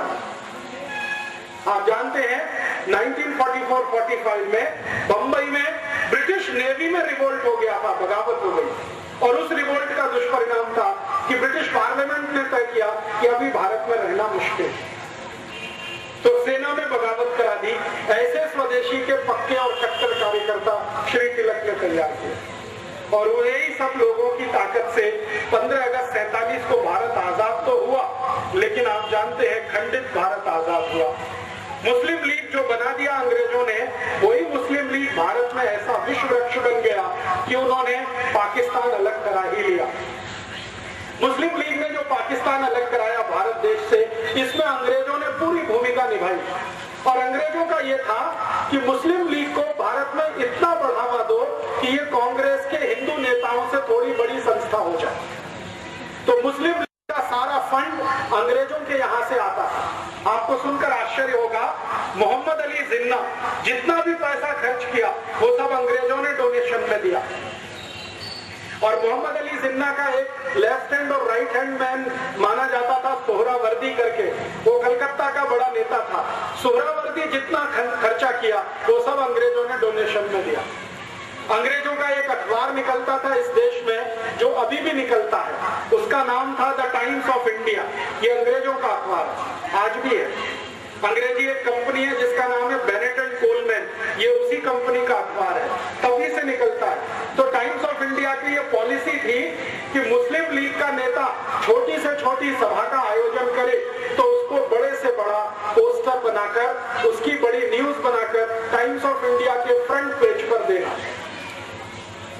कई बार ऐसी हंसी आती है, मोहम्मद अली जिन्ना को जुकाम हो गया, खांसी हो गई, तो टाइम्स ऑफ इंडिया की फ्रंट पेज की न्यूज होती थी कि मोहम्मद अली जिन्ना कल से बीमार है, वो घर से बाहर नहीं निकला, उसको फ्रंट पेज पे कवरेज होता है। और आपको मैं एक आश्चर्य करने वाली बात बताता हूँ कि मोहम्मद अली जिन्ना मुस्लिम लीग का नेता था, मुसलमानों का नेता वो कभी नहीं बन पाया। मुस्लिम लीग एक संगठन था, उसका नेता था, मुसलमानों ने उसे अपना नेता कभी नहीं माना। आप जानते हैं कारण क्या था? कारण सबसे बड़ा ये था कि मोहम्मद अली जिन्ना रोज हंदी मांस खाता। हंदी मांस समझते हैं, पोर्क, और मुसलमान उसको अपना नेता मान नहीं सकते जो हंदी मांस खा। दूसरी समस्या थी कि मोहम्मद अली जिन्ना रोज शराब पीता था। मुसलमानों में शराब वर्जित है, हंदी मांस वर्जित है, शराब वर्जित है। और तीसरा, मोहम्मद अली जिन्ना का जो मुख्य धंधा था वो ब्याज पर पैसे उठाने का धंधा था उसका। मुस्लिम धर्म में इसको भी स्वीकार्य नहीं है, इसलिए मुसलमान उसको अपने नेता कभी नहीं मानते। आपको सुनकर आश्चर्य होगा, एक बार ये जिन्ना लाहौर में मुसलमानों की एक सभा में चला गया तो मुसलमानों ने मंच पर चढ़कर इसका मुंह काला कर दिया और एक गधे पर बिठाकर उसका सर्कस निकाला पूरे लाहौर में। उसके बाद हिम्मत नहीं पड़ी लाहौर जाने की, अखबारों में खूब छपा और जिन्ना को पूछा गया कि आपके मुसलमान ही आपको नेता नहीं मानते तो आप हैं किसके नेता? तो धीरे से उसने कहा कि मैं तो अंग्रेजों का नेता हूं, अंग्रेजों का बनाया हुआ नेता। अब आप जरा सोच सकते हैं, जिसको मुसलमानों ने नेता नहीं माना, उस व्यक्ति की ताकत इतनी कैसे हो गई कि उसने पाकिस्तान बना दिया इस देश। कभी तो मन में ये विचार आएगा आपके। बहुत दिन में ये सोचता रहा कि जो मुसलमानों का नेता कभी हुआ नहीं, 10 लोगों ने जिंदगी में कभी उसका भाषण सुना नहीं, वो इतना ताकतवर कैसे हुआ कि उसने भारत से एक अलग हिस्सा पाकिस्तान बना दिया। बात ये है और सच्चाई है जो मैं आपको बोलकर जाना चाहता हूं, और ये सच्चाई सुनते समय किसी के दिल को दुखावा हो तो मैं क्षमा मांगता हूं कि ये जो पाकिस्तान बना उसमें मोहम्मद अली जिन्ना की भूमिका इतनी बड़ी नहीं थी, उससे ज्यादा बड़ी भूमिका लेडी माउंटबेटन की थी।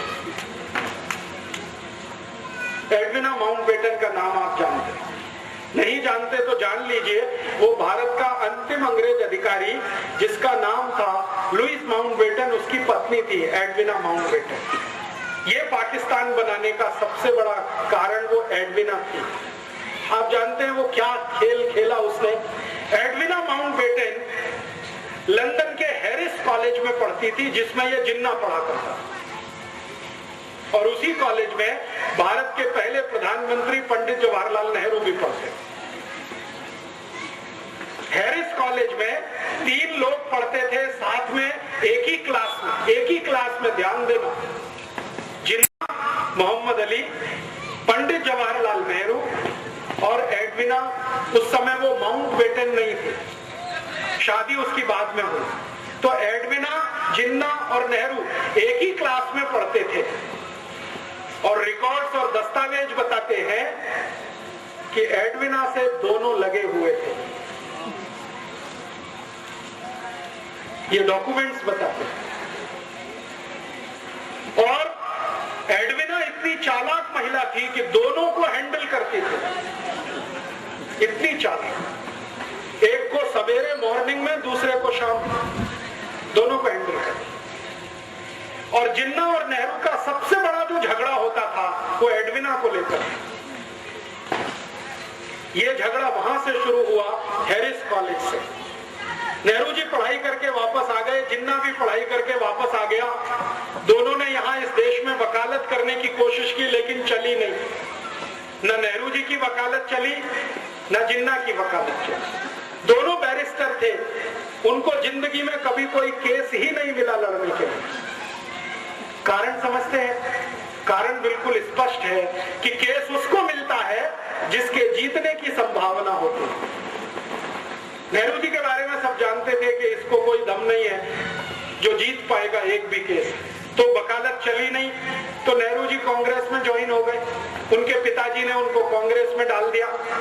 पिताजी का सपना था कि मैं नहीं तो मेरा बेटा कोई ना कोई दिन देश के बड़े पद पर आना। उसके लिए मोतीलाल नेहरू ने एक पार्टी बनाई जिसका नाम था स्वराज्य पार्टी, और अंग्रेजों से उन्होंने तालमेल करके इस देश में सरकार बनाने का काम भी किया। और उनका ये कैलकुलेशन था मोतीलाल जी का कि एक न एक दिन अंग्रेज भारत से जाएंगे, मेरी स्वराज पार्टी और अंग्रेजों के बीच कोई समझौता हो जाए तो सत्ता का हस्तांतरण स्वराज्य पार्टी को होगा और नेहरू देश का प्रधानमंत्री बने। इस हिसाब से उन्होंने खेल खेला, और उसी खेल में थोड़े दिनों में एडविना भी आ गई। जब अंतिम समय आया, लुइस माउंटबेटन को ब्रिटिश पार्लियामेंट से भेजा गया, तो लुइस माउंटबेटन को भारत भेजने से पहले उसकी शादी एडविना के साथ कराई गई, क्योंकि अंग्रेज खुफिया पुलिस थी। उनको मालूम था कि नेहरू और जिन्ना की वीकनेस क्या है, कमजोरी क्या है। अंग्रेजों की खुफिया पुलिस हर हिंदुस्तानी बड़े नेता पर नजर रखती थी।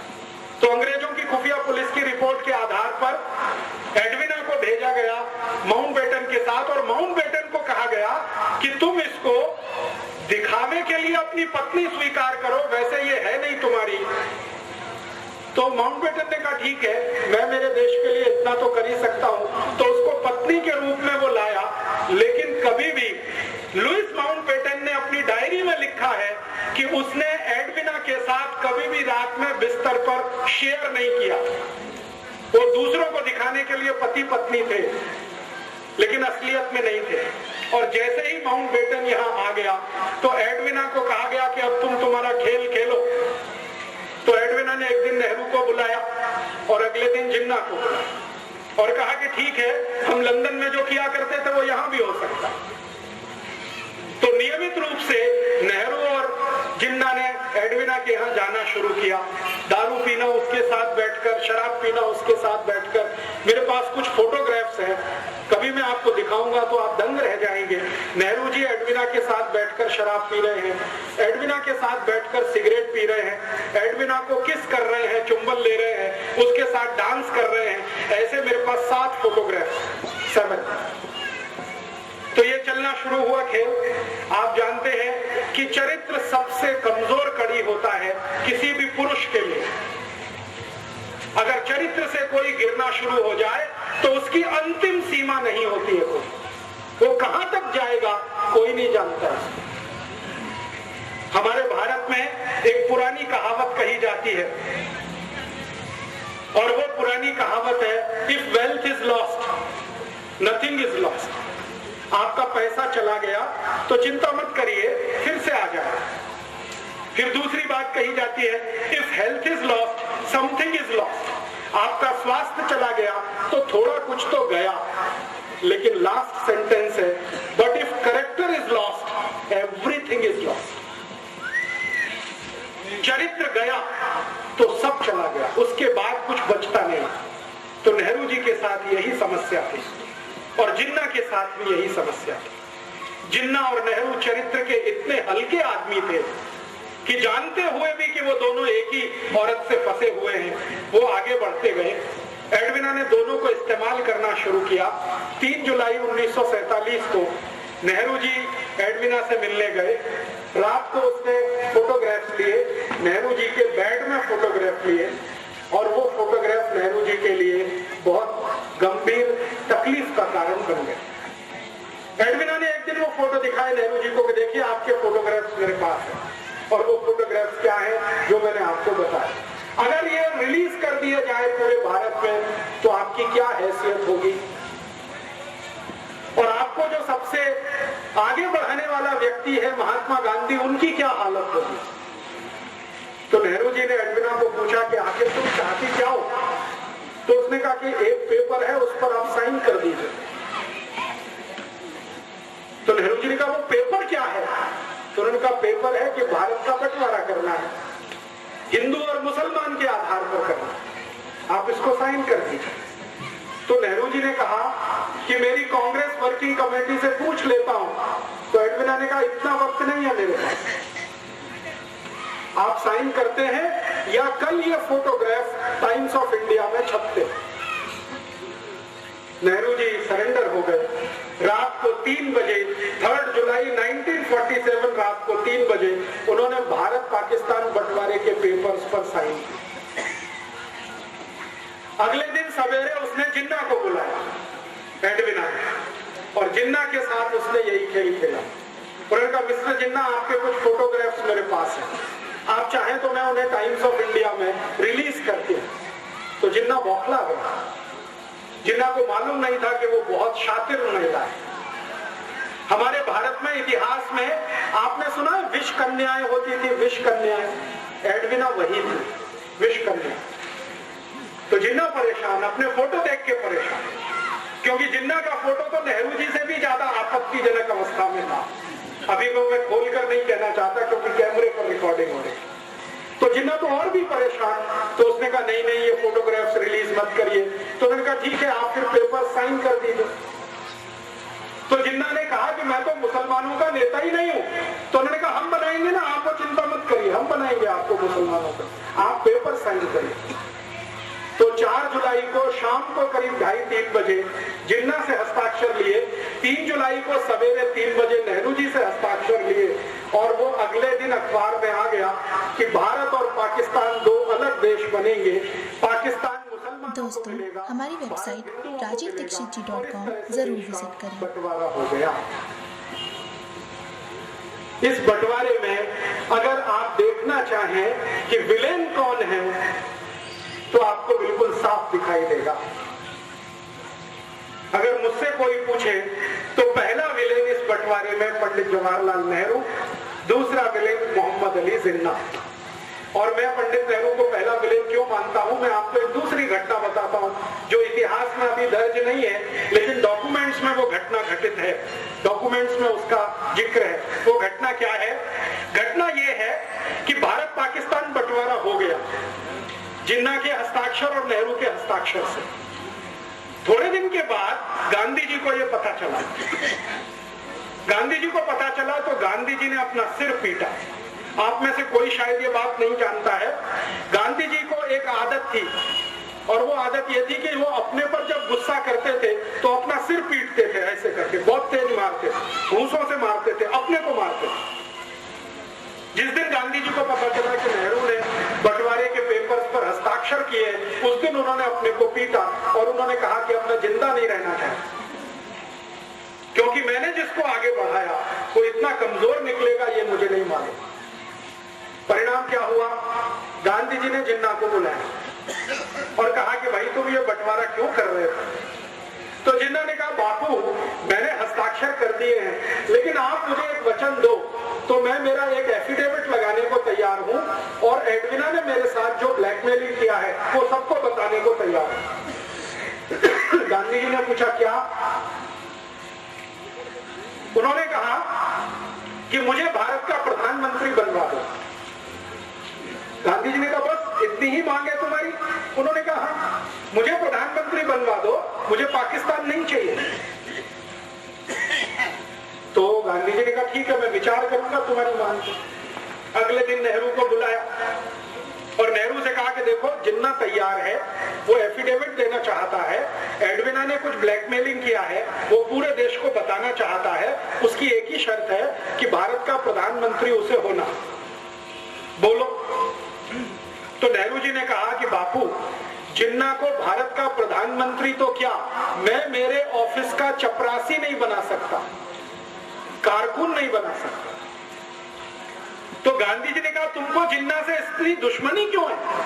तुम दोनों साथ साथ पढ़े लंदन में हैरिस कॉलेज में, तुमको स्कॉलरशिप मिली, जिन्ना को स्कॉलरशिप मिली, साथ में जिस स्कूल में तुम पढ़े साथ में रहे 15 साल और तुम में दोस्ती इतनी ज्यादा थी, अब ये दुश्मनी इतनी क्यों? तो नेहरू जी ने असलियत नहीं बताई। जिन्ना और नेहरू जी की जो दुश्मनी थी उसका कारण था एडविना और कोई दूसरा कारण नहीं। गांधी जी को बताया नहीं। नेहरू जी ने कहा कि मैं तो प्रधानमंत्री तो क्या चपरासी नहीं बना सकता। तो गांधी जी ने कहा कि फिर क्या होगा, देश का बंटवारा। तो उन्होंने कहा कि ठीक है बंटवारा हो जाए, मुझे उसमें कोई आपत्ति नहीं। तो गांधी जी ने कहा कांग्रेस तो तैयार नहीं है इसके लिए। तो उन्होंने कहा ठीक है कांग्रेस थोड़े दिन में तैयार हो जाएगी। ऐसे करके गांधी जी और नेहरू जी का वार्तालाप पूरा हुआ। फिर गांधी जी ने कांग्रेस वर्किंग कमेटी की मीटिंग बुलाई। 15 उसमें सदस्य थे। उन 15 सदस्यों के सामने गांधी जी ने कहा कि भारत आजाद होगा, लेकिन दुख है कि बंटवारे के साथ कौन प्रधानमंत्री बने। तो गांधी जी ने एक फॉर्मूला दिया कि कांग्रेस वर्किंग कमेटी जिसको अपना अध्यक्ष चुनेगी वो भारत का प्रधानमंत्री होगा। तो वोट डालने का काम किया गया। कांग्रेस वर्किंग कमेटी में वोट डाला, 15 लोगों ने वोट डाला, तो 13 लोगों का वोट सरदार वल्लभ भाई पटेल के पक्ष में गया। 13 लोग। एक वोट पंडित जवाहरलाल नेहरू के पक्ष में गया और एक व्यक्ति कांग्रेस वर्किंग कमेटी में एब्सेंट हो गया, वो वोट डालने नहीं आए। और जो व्यक्ति एब्सेंट था वो अनुग्रह नारायण सिन्हा नाम के एक व्यक्ति थे, पटना से थे, बिहार से, वो एब्सेंट हो गए। तो एक वोट नेहरू को, 13 वोट पटेल को। गांधी जी के फॉर्मूले के अनुसार पटेल भारत के प्रधानमंत्री बने क्योंकि वर्किंग कमेटी ने अध्यक्ष चुना। जब नेहरू जी को पता चला कि वो इलेक्शन में हार गए तो वो फिर गांधी जी के पास आए और उन्होंने जो वाक्य बोला वो मैं आपको ऐसे का ऐसे ही सुनाता। उन्होंने कहा बापू अगर मैं भारत का प्रधानमंत्री नहीं बना तो कांग्रेस को तोड़ दूंगा और टूटी हुई कांग्रेस से अंग्रेजों का समझौता होगा और पावर ट्रांसफर मुझे होगी क्योंकि अंग्रेजों ने पहले से ये तय किया हुआ। और ये बात सही है। ब्रिटिश पार्लियामेंट में ये तय हो गया था कि भारत में कभी सत्ता का हस्तांतरण करना पड़े तो नेहरू के हाथ में ही सत्ता देनी है। क्यों? क्योंकि विंस्टन चर्चिल और क्लेमेंट आर एटली, जो दो बड़े लीडर थे उस समय इंग्लैंड के, एटली प्राइम मिनिस्टर था, Churchill leader of the opposition था, दोनों का यह मानना था कि ये नेहरू अपना ही आदमी है, शरीर से दिखने में हिंदुस्तानी है, आत्मा इसकी अंग्रेजों वाली है, इसको सत्ता दे दो तो भारत हमारे ही कब्जे में रहेगा, ऐसा मान लो। तो ब्रिटिश पार्लियामेंट ने प्रस्ताव कर दिया था, नेहरू जी को उसकी जानकारी हो गई थी। नेहरू जी ने इस पर गांधी जी को ब्लैकमेल किया और कहा कि मैं अगर सत्ता में नहीं आया तो कांग्रेस को तोड़ूंगा। और अंग्रेजों ने घोषणा की थी कि कांग्रेस अगर टूट भी गई तो नेहरू वाली कांग्रेस को वो पावर ट्रांसफर करके भारत से चले जाएंगे। तब गांधी जी ने सरदार पटेल को बुलाया और कहा कि अब क्या करना। तो सरदार पटेल ने कहा कि देश का एक बंटवारा और हो, ये मुझे मंजूर नहीं है, मैं मेरा नाम वापस लेता हूं, आप नेहरू को प्रधानमंत्री पद की शपथ करवाइए। तो गांधी जी ने कहा कि मैं प्रधानमंत्री पद की शपथ उसको नहीं करा सकता, क्योंकि मेरा दिल अब उससे हट गया है। ये जरूर है कि तुम मंत्रिमंडल में आ जाओ, डिप्टी प्राइम मिनिस्टर की पोस्ट पे रहो, ताकि नेहरू के ऊपर कंट्रोल रहे, और मैं तो जाऊंगा नहीं ऐसे किसी समारोह में जहां नेहरू को प्रधानमंत्री पद की शपथ दिलाई जाएगी। और आप जानते हैं कि 15 अगस्त 47 को जब शपथ ग्रहण समारोह हुआ, गांधी जी उसमें नहीं गए। गांधी जी नहीं गए। गांधी जी उस समय बंगाल के एक गांव में थे, नोआखाली में। ये गांव अभी बांग्लादेश में चला गया। तो नोआखाली के गांव में गांधी जी थे। करीब करीब दिल्ली से ये 1700 किलोमीटर दूर है नोआखाली। गांधी जी दिल्ली में नहीं थे। ट्रांसफर ऑफ पावर हुआ है। गांधी जी ये कहा करते थे, स्वतंत्रता नहीं आई है, आजादी नहीं आई है, सत्ता का हस्तांतरण हुआ है बस। और जो गांधी जी बोलकर नहीं गए और वो उनके कहने में समझ में आता है, वो मैं कह देता हूँ। गांधी जी ये मानते थे कि गोरे अंग्रेजों की सत्ता किसी काले अंग्रेज के हाथ में आई है, इसलिए वो सत्ता के समारोह में शामिल नहीं हुए। और आप फिर जानते हैं, इतिहास आपके सामने है, जिन्ना अलग पाकिस्तान का बन गया, ये बन गया। एक घटना बीच में और हुई थी, वो भी मैं समझा दूं आपको, तो समझ में आएगा नेहरू जी का चरित्र। गांधी जी को एक डॉक्टर मिलने आया एक बार, और ये घटना आजादी मिलने से थोड़े दिन पहले की है। गांधी जी कलकत्ता के पास नोआखाली में थे, एक डॉक्टर आया। वो डॉक्टर ने गांधी जी को परिचय दिया कि मैं मोहम्मद अली जिन्ना का पर्सनल फिजिशियन हूँ। एक ईरानी व्यक्ति था, तो नाम मैं भूल गया हूँ, रिकॉर्ड्स में है। उसने गांधी जी को कहा कि मैं मोहम्मद अली जिन्ना का पर्सनल फिजिशियन हूँ, आपसे अकेले में बात करना चाहता हूँ। तो गांधी जी ने कहा क्या बात करना चाहते हो? तो उन्होंने कहा अकेले में, सबके सामने नहीं। तो गांधी जी उसको कमरे में लेके गए। अंदर जो बातचीत गांधी जी ने की, उन्होंने कहा कि देखो मेरी एक संकल्प है। गांधी जी ने डॉक्टर को कहा कि मेरी बातचीत में कोई तीसरा जरूर रहता है जो उसको नोट करता है, लिखता है।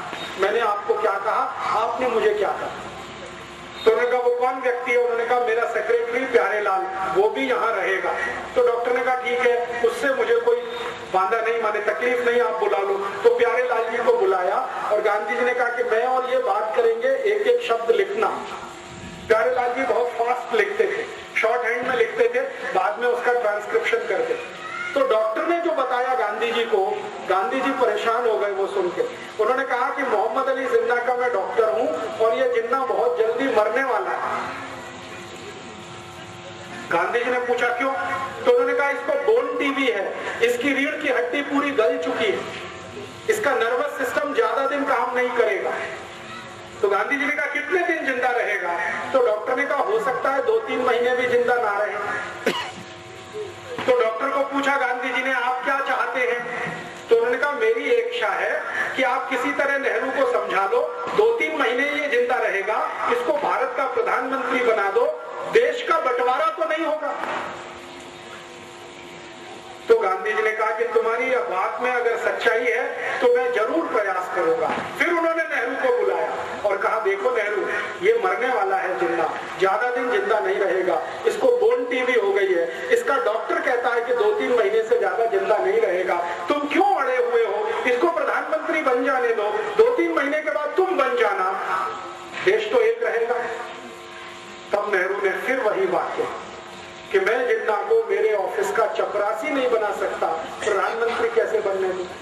तो नेहरू की जिद और जिन्ना का ब्लैकमेलिंग, ये दोनों मिलकर भारत का बंटवारा कर गए और इसमें भारत टूटा।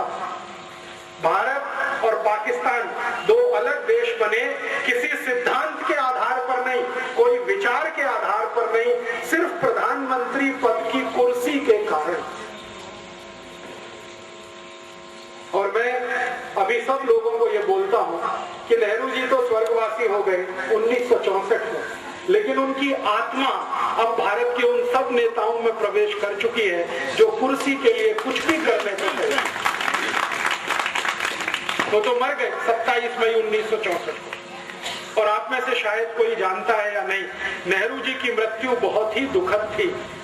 उनको सबसे खराब वो बीमारी हुई थी जिसको सेक्सुअल ट्रांसमिटेड डिसीज कहा जाता है, STD, आज का एड्स कह सकते हैं।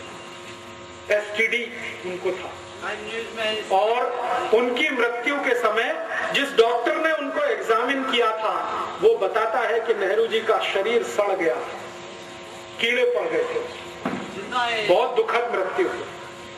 नेहरू जी की मृत्यु के समय उनके परिवार की जो महिला उनके साथ में थी, उसकी लिखी हुई डायरी में ये है कि नेहरू जी के अंग सड़ गए थे, शरीर के कीड़े पड़ गए थे उसमें, इसलिए वो प्रधानमंत्री पद से छुट्टी लेकर देहरादून गए थे छुट्टी बिताने के लिए, लेकिन वहां से वापस नहीं आए।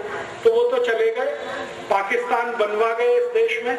जिन्ना का क्या हुआ, भारत पाकिस्तान जैसे ही अलग हुए उसके लगभग 7वें महीने में जिन्ना मर गया।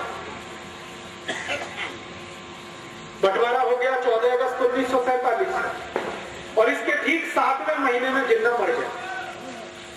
तो उधर पाकिस्तान जिसने बनाया वो पाकिस्तान का मजा नहीं ले पाया कभी,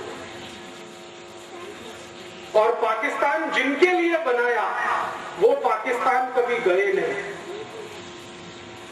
आप जानते हैं पाकिस्तान बनाने का जो सबसे बड़ा लॉजिक था वो ये कि भारत में रहने वाले मुसलमान वहां जाएंगे और उनके लिए पाकिस्तान बनेगा। वो यहां से गए नहीं, वो यहां है, शिया हो चाहे सुन्नी हो, वो भारत में ही है, वो पाकिस्तान गए नहीं। और जिन्होंने कभी पाकिस्तान मांगा नहीं उनके सिर पर यह पाकिस्तान थोप दिया गया। वो अफगानिस्तान की सीमा पर रहने वाले जो बलूची लोग हैं ना, उनके ऊपर जबरदस्ती ये थोप दिया।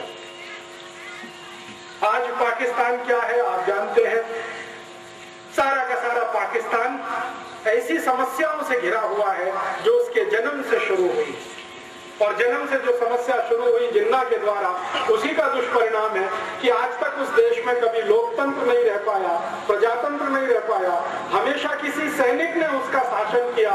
और आज भी आप जानते हैं परवेज मुशर्रफ उन्हीं सैनिकों का रूप है जो जिन्ना के द्वारा पल्लवित और पोषित हुए।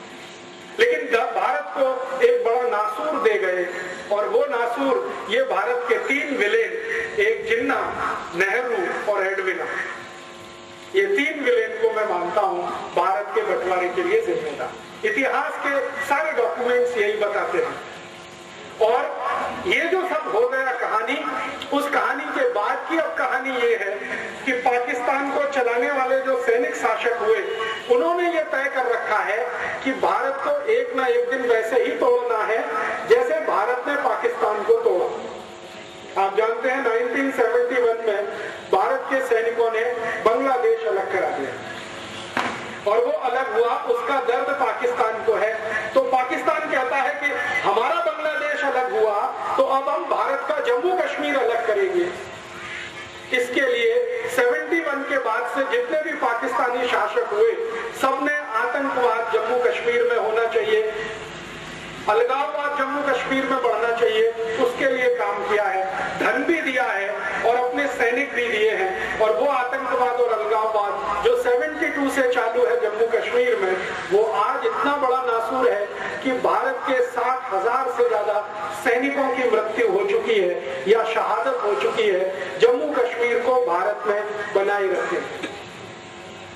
जम्मू कश्मीर भारत में रहे उसके लिए संविधान हमारे देश में बदल किया गया। एक आर्टिकल डाला गया 370 जो दुनिया के किसी संविधान में आपको नहीं मिलेगा। उस आर्टिकल के आधार पर जम्मू कश्मीर को एक देश का दर्जा दिया गया है। आप जानते हैं भारत का सुप्रीम कोर्ट कोई भी फैसला सुनाए जम्मू कश्मीर में वो लागू नहीं होता। भारत की संसद में कोई भी कानून बनाया जाए वो जम्मू कश्मीर में लागू नहीं होता। हमारी संसद जब कानून बनाती है उस कानून का पहला पन्ना आप पढ़ें, ड्राफ्ट जिसको कहा जाता है, उसमें पहले ही वाक्य में लिखा जाता है accept in Jammu and Kashmir.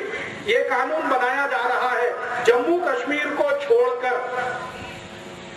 हमारी संसद ने आजादी के बाद ऐसे हजारों कानून बनाए हैं जो आपके ऊपर लागू हैं, मेरे ऊपर लागू हैं, लेकिन जम्मू कश्मीर पर लागू नहीं है वो कानून। उनके कानून उनकी संसद में, जिसको वो असेंबली कहते हैं, वहां बनते हैं। और आप जानते हैं बहुत साल तक तो जम्मू कश्मीर के मुख्यमंत्री को सदरे रियासत बोला जाता था, माने जिसको हिंदी में प्रधानमंत्री कहते हैं। उनका झंडा अलग है, भारत का झंडा अलग है। उनका कानून अलग है, भारत का कानून अलग है। उनका संविधान अलग है, भारत का संविधान अलग है। फिर आप बोलिए कि Jammu Kashmir is the integral part of India, ये दुनिया का सबसे बड़ा झूठ है। वो हमारा झंडा नहीं मानते, वो हमारा संविधान नहीं मानते, वो हमारा कानून नहीं मानते, फिर हम कहें कि जम्मू कश्मीर भारत का अभिन्न अंग है। ये किसको मूर्ख बनाने के लिए कहेगा? आपको सुनकर हैरानी होगी कि भारत की सरकार आपके लिए कोई भी खर्चा करे तो उसकी पाई पाई का हिसाब controller and auditor general of India रखता है, लेकिन जम्मू कश्मीर पर हजारों करोड़ रुपए हर साल खर्च होता है, उसका हिसाब किसी के पास नहीं। मैंने बहुत बार सीएजी को चिट्ठी लिखा कि जम्मू कश्मीर पर पिछले 60 साल में हमने जो खर्चा किया है उसका मुझे क्लासिफिकेशन चाहिए, डिटेल चाहिए। सीएजी कहता है कि मेरे पास नहीं है। फिर हमने फाइनेंस मिनिस्टर को कहा तो फाइनेंस मिनिस्ट्री से उत्तर मिला कि जम्मू कश्मीर का हिसाब दिल्ली में नहीं रखा जाता, वो जम्मू कश्मीर में रखा जाता है। फिर जम्मू कश्मीर को पत्र गया हमारा, वहां से वापस आ गया कि ये हिसाब हम किसी भी भारतवासी को बताने के लिए मजबूर नहीं। मेरी चिट्ठी मेरे पास है। वो मानते नहीं कि भारत का अंग है, हम जबरदस्ती कहते हैं कि ये भारत का अंग है।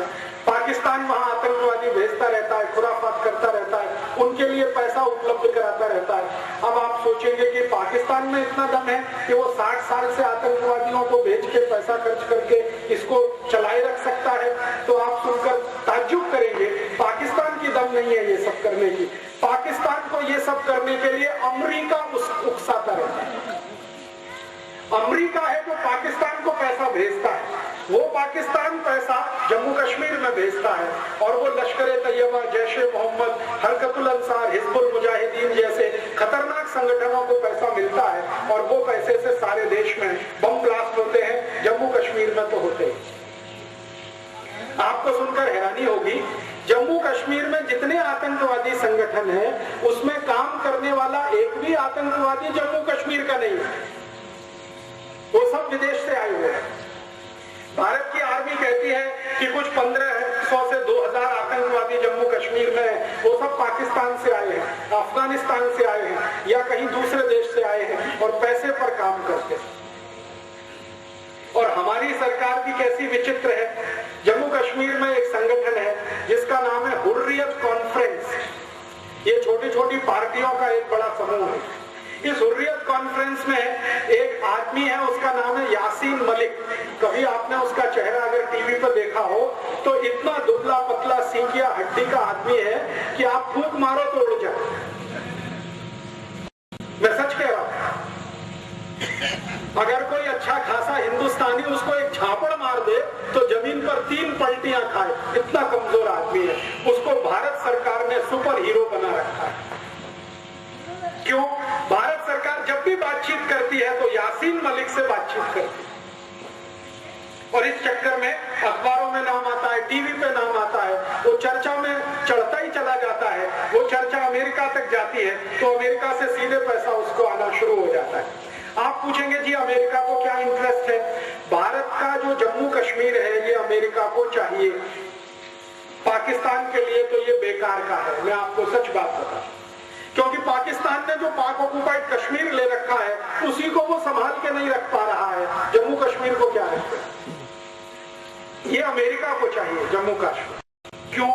जम्मू कश्मीर की सीमा से चीन की सीमा लगी हुई है और अमेरिका और चीन का पुराना झगड़ा है। अमेरिका और चीन एक दूसरे के जबरदस्त दुश्मन है।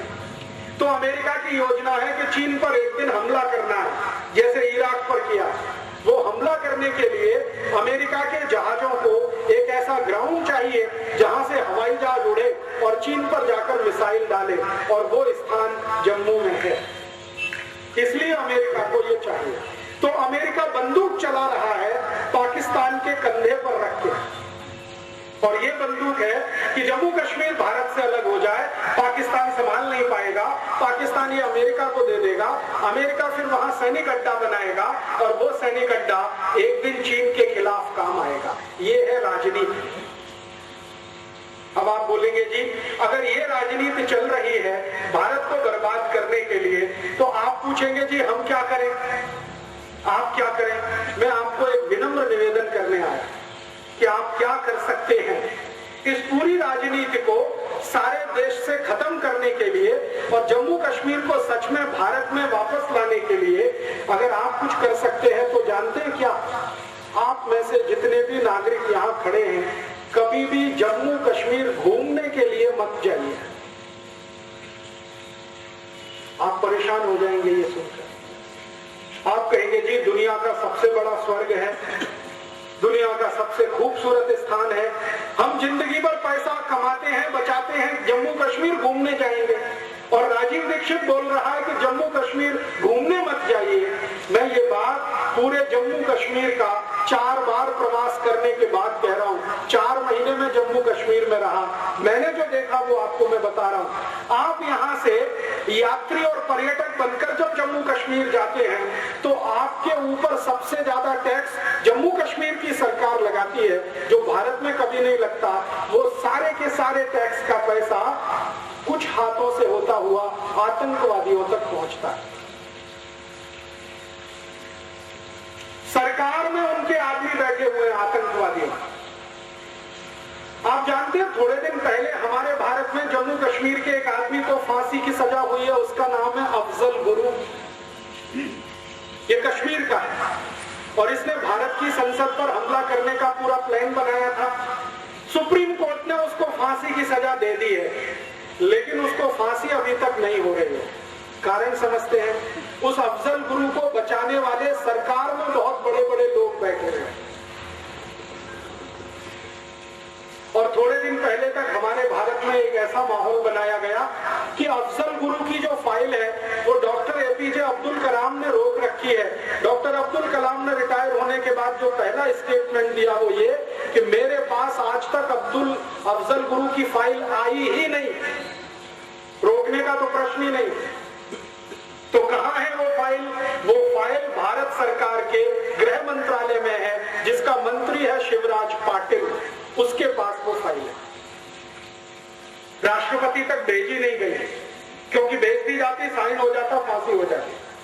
तो अफजल गुरु को बचाने वाले लोग भारत के गृह मंत्रालय में गृह मंत्री की हैसियत में है। आप किस आतंकवाद को कुचलना चाहते हैं इस देश में, जरा सोचिए। मेरा कहना बहुत स्पष्ट है कि आतंकवादियों की मदद करने वाला ही अगर गृह मंत्री है इस देश का, तो कौन से आतंकवाद से आप लड़ना चाहते हैं इस देश में? शिवराज पाटिल के पास फाइल है अफजल गुरु की, और वो फाइल वो आगे बढ़ने नहीं दे रहा है, क्योंकि अफजल गुरु को फांसी होगी और वो फांसी होनी नहीं चाहिए। क्यों? क्योंकि अफजल गुरु एक ऐसे समूह का सदस्य है जो आतंकवाद के नाम पर भारत सरकार से पैसा लूट रहा है और जम्मू कश्मीर के नेताओं को बांट रहा है। एक बहुत बड़ा कॉकस और सिंडिकेट बना हुआ है। दिल्ली सरकार से हजारों करोड़ रुपए जाता है, जिसका कोई अकाउंटिंग नहीं है। मैंने आपसे कहा वो अफजल गुरु जैसे लोगों के हाथ में ही पहुंचता है, और वो फिर जम्मू कश्मीर के मुख्यमंत्री से लेकर तमाम दूसरे मंत्री और अधिकारियों में बंटता है। वो सारा पैसा आतंकवाद रोकने के नाम पर जाता है। और हम उसमें कैसे मदद करते हैं। हम जम्मू कश्मीर घूमने चले जाते हैं, घूमने में जितना पैसा आप खर्च करके आते हैं वो जाने अनजाने आपका पैसा किसी न किसी तरह आतंकवादियों के हाथ में पहुंच जाता है, क्योंकि सरकार में उनके लोग बैठे।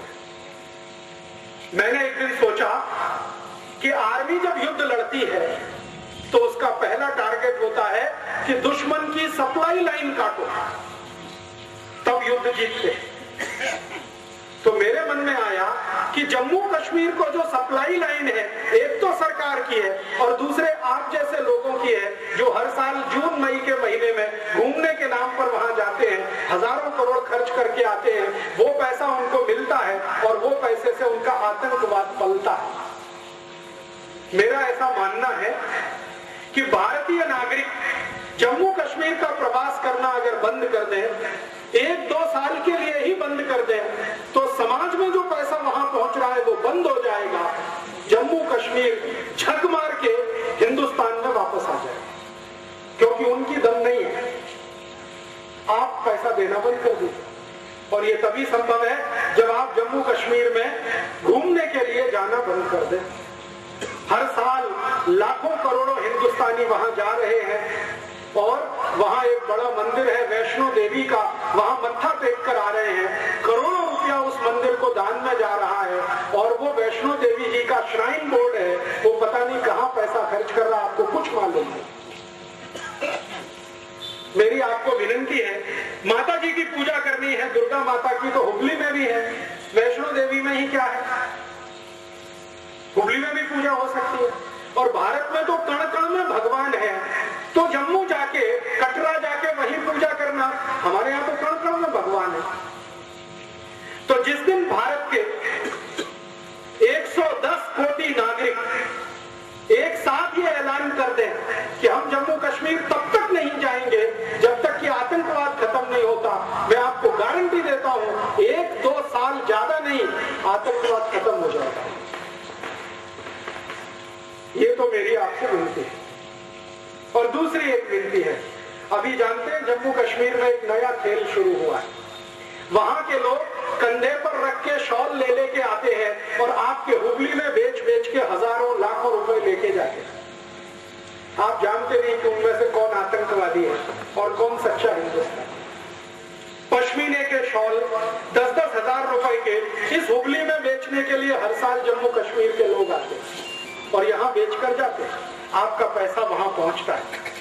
तो जम्मू कश्मीर से अगर कोई आया हुआ है तो हाथ जोड़कर उसको विनती करिए कि हम तुम्हारा शॉल तब तक नहीं खरीद सकते जब तक कि जम्मू कश्मीर घोषणा ना करे कि हम भारत के अभिन्न अंग हैं। हम नहीं खरीद सकते, बात खत्म हो गई। तो उनका सामान यहाँ बिकना बंद हो जाए। आप लोग जो करोड़ों की संख्या में हर साल जम्मू और कश्मीर जा रहे हैं, वहां जाना बंद कर दीजिए, आतंकवाद की समस्या हल हो जाएगी। क्योंकि आतंकवाद की समस्या पंजाब में जो हल हुई वो इसी तरह से हुई। पंजाब में भी आतंकवाद था और वो हल किया गया वो इसी तरह से कि भारतवासियों को पंजाब के पुलिस ऑफिसर्स ने कहना शुरू किया, यहाँ आना बंद कर दो, अमृतसर के मंदिर में मत्था टेकना बंद कर दो, गुरुद्वारे में और तमाम जगह जाना बंद कर दो। भारतवासियों ने जाना बंद कर दिया, पंजाब पूरा सूना हो गया, आतंकवादियों की रीढ़ की हड्डी टूट गई। क्योंकि अमृतसर का जो गुरुद्वारा है वहीं से सारा धन पंजाब के आतंकवादियों को जाया करता था और अमृतसर का गुरुद्वारा ही पंजाब के आतंकवादियों का सबसे बड़ा केंद्र और अड्डा बना हुआ था, जहां पर ऑपरेशन ब्लू स्टार करना पड़ा। तो पंजाब का आतंकवाद इस तरह से हद हुआ, जम्मू में भी हो जाएगा, कश्मीर में भी। और एक बार ये हो गया तो भारत का एक नासूर हमेशा के लिए खत्म हो जाए। और एक छोटी सी आखिरी विनती आपको मैं करना चाहता हूँ। वो विनती ये है कि जम्मू कश्मीर पाकिस्तान को नहीं, अमेरिका को चाहिए, इसको ध्यान रखिए। इसका माने अमेरिका से सावधान रहने की जरूरत है। अभी भारत का प्रधानमंत्री और अमेरिका की दोस्ती बढ़ रही है। हमसे जुड़ने के सभी माध्यमों के लिंक डिस्क्रिप्शन में दिए गए हैं। तो भारत के प्रधानमंत्री ने इनडायरेक्टली ये कहा है कि मेरी सरकार गिरे तो गिर जाए, मैं दोस्ती अमेरिका के साथ नहीं छोड़ूंगा। आप जानते हैं सरकार चलाने वाली जो लेफ्ट पार्टीज हैं, उन्होंने धमकी दे दी है कि अमेरिका के साथ परमाणु करार पर आपने बात आगे की, हम समर्थन वापस लेंगे, सरकार गिरेगी। तो प्रधानमंत्री ने आज कह दिया सरकार गिरे तो गिरे, हम अमेरिका से दोस्ती नहीं तोड़ेंगे, माने परमाणु समझौता हम अमेरिका के साथ करेंगे। ये अमेरिका परमाणु समझौते के नाम पर हमारा हाथ पकड़ रहा है, थोड़े दिन में ये गर्दन पकड़ लेगा, क्योंकि अमेरिका का चरित्र ही यही है। जिससे अमेरिका ने दोस्ती की है उसी को बर्बाद किया। आपको मालूम है सद्दाम हुसैन 1980 में अमेरिका का दोस्त था और सद्दाम हुसैन को इराक का राष्ट्रपति अमेरिका ने बनवाया और वही सद्दाम हुसैन को अमेरिका ने मरवाया। वो अभी हमारी आंखों के सामने। एक छोटा सा देश है वियतनाम अमेरिका का दोस्त था 1960 में, फिर 1970 के आसपास इसी वियतनाम पर अमेरिका ने बम गिराए और बर्बाद कर दिया उस देश। ऐसे सैकड़ों उदाहरण। तो अमेरिका की दोस्ती बहुत खतरनाक है और मैं तो लोगों से सीधी भाषा में ये कहता हूं कि जो खतरनाक जीव जंतु होते हैं उनसे दोस्ती नहीं की जाती। कोबरा सांप है, उससे दोस्ती नहीं हो सकती, दूरी रहना अच्छा है।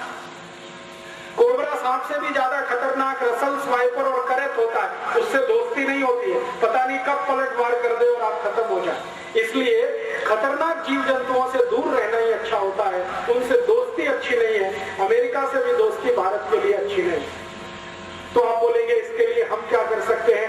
आप सब भारतवासी मिलकर एक काम कर सकते हैं, वो ये कि अमेरिका के लिए सप्लाई लाइन भारत से बनी हुई है, उसको भी तोड़ दो आप, क्योंकि यहाँ से पैसा अमेरिका जा रहा है, अमेरिका पाकिस्तान को दे रहा है, पाकिस्तान जम्मू कश्मीर के आतंकवादियों को दे रहा है, वो आतंकवादी हमारे लिए सिर दर्द पैदा कर। आप बोलेंगे जी ये पैसा अमेरिका कैसे जा रहा है? भारत में अमेरिका की 4,500 कंपनियां धंधा कर रही हैं। Pepsi cola, Coca Cola, Colgate, Palmolive, Procter and Gamble, Reckitt and Colman, Johnson and Johnson, ऐसी 4,500 कंपनियां, इनका माल हम खरीदी कर रहे हैं। हम इन कंपनियों को हर साल 2 लाख कोटी रुपए दे रहे हैं, वो अमेरिका जा रहा है।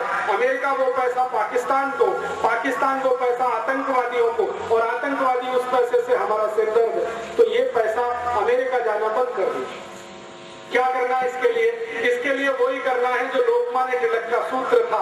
1905 में लोकमान्य तिलक ने कहा कि स्वराज्य चाहिए तो अंग्रेजी माल बहिष्कार करो। मैं 2007 में आपको कहने आया कि स्वराज्य को सुरक्षित रखना है तो अमेरिकी माल का बहिष्कार करो। आप बोलेंगे जी अमेरिकी माल कौन सा? पेप्सी कोला, कोका कोला, ये अमेरिका का। कॉलगेट, क्लोजअप, पेप्सोडेंट, सिबाका, फॉरहेंस, ये अमेरिका का। बहुत सारे परदेशी अमेरिका के साबुन हमारे घर में हैं, शैम्पू हमारे घर में है, उनका बनाया हुआ shirt pant, Nike, Adidas, Puma, Butterfly, Lotto, Colt, ये सब अमेरिका का है। रेबेन का चश्मा अमेरिका का है। बहुत सारे सामान हमारे घर में है, ये सब खरीदना बंद कर दो आप। और सच में गणपति उत्सव के लिए आप अपने को अधिकारी समझते हो तो श्री लोकमान्य तिलक की तरह से अंग्रेजी और अमेरिकी सामानों की होली जला दो, आग लगा दो, तो लोकमान्य तिलक का आशीर्वाद आपको भी मिल जाए और आगे से वो खरीदना बंद कर दो। आप बोलोगे माहिती कैसे मिलेगी? क्या वस्तु अमेरिका की है, क्या भारत की है? हमारे आजादी बचाओ आंदोलन की तरफ से एक पत्रक बनाया गया है, कन्नड़ में है, मराठी में भी है, हिंदी में भी है। वो पत्रक आप ले लो, उसमें पूरी माहिती है क्या क्या वस्तु अमेरिका और विदेश से आती है, वो खरीदेंगे नहीं। पेप्सी कोला, कोका कोला पिएंगे नहीं, क्योंकि ये पानी जो आप पीते हो इसका 10,000 कोटी अमेरिका जाता है।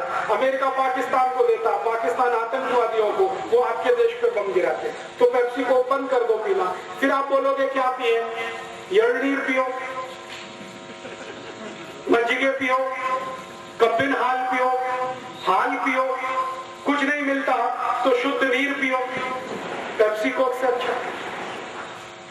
तो इस गणपति उत्सव के समय में आपको एक सूत्र देता हूं, पेप्सी कोक कुड़िए बेड़ी, यलनीर कुड़ीरी, मज्जिगे कुड़ीरी, हाल कुड़ीरी, कब्बिन हाल कुड़ीरी, पेप्सी कोक कुड़िए बेड़ी। ऐसे ही कॉलगेट, क्लोजअप, पेप्सोडेंट उपयोग माड़बेड़ी, क्योंकि ये अमेरिकन है। तो आप बोलेंगे क्या करना? बेबिन कड्डी उपयोग, इसी बेबिन कड्डी, होंगे कड्डी, दंत मंजन, लाल दंत मंजन जास्ती उपयोगी। कॉलगेट, क्लोजअप उपयोग माड़बेड़ी।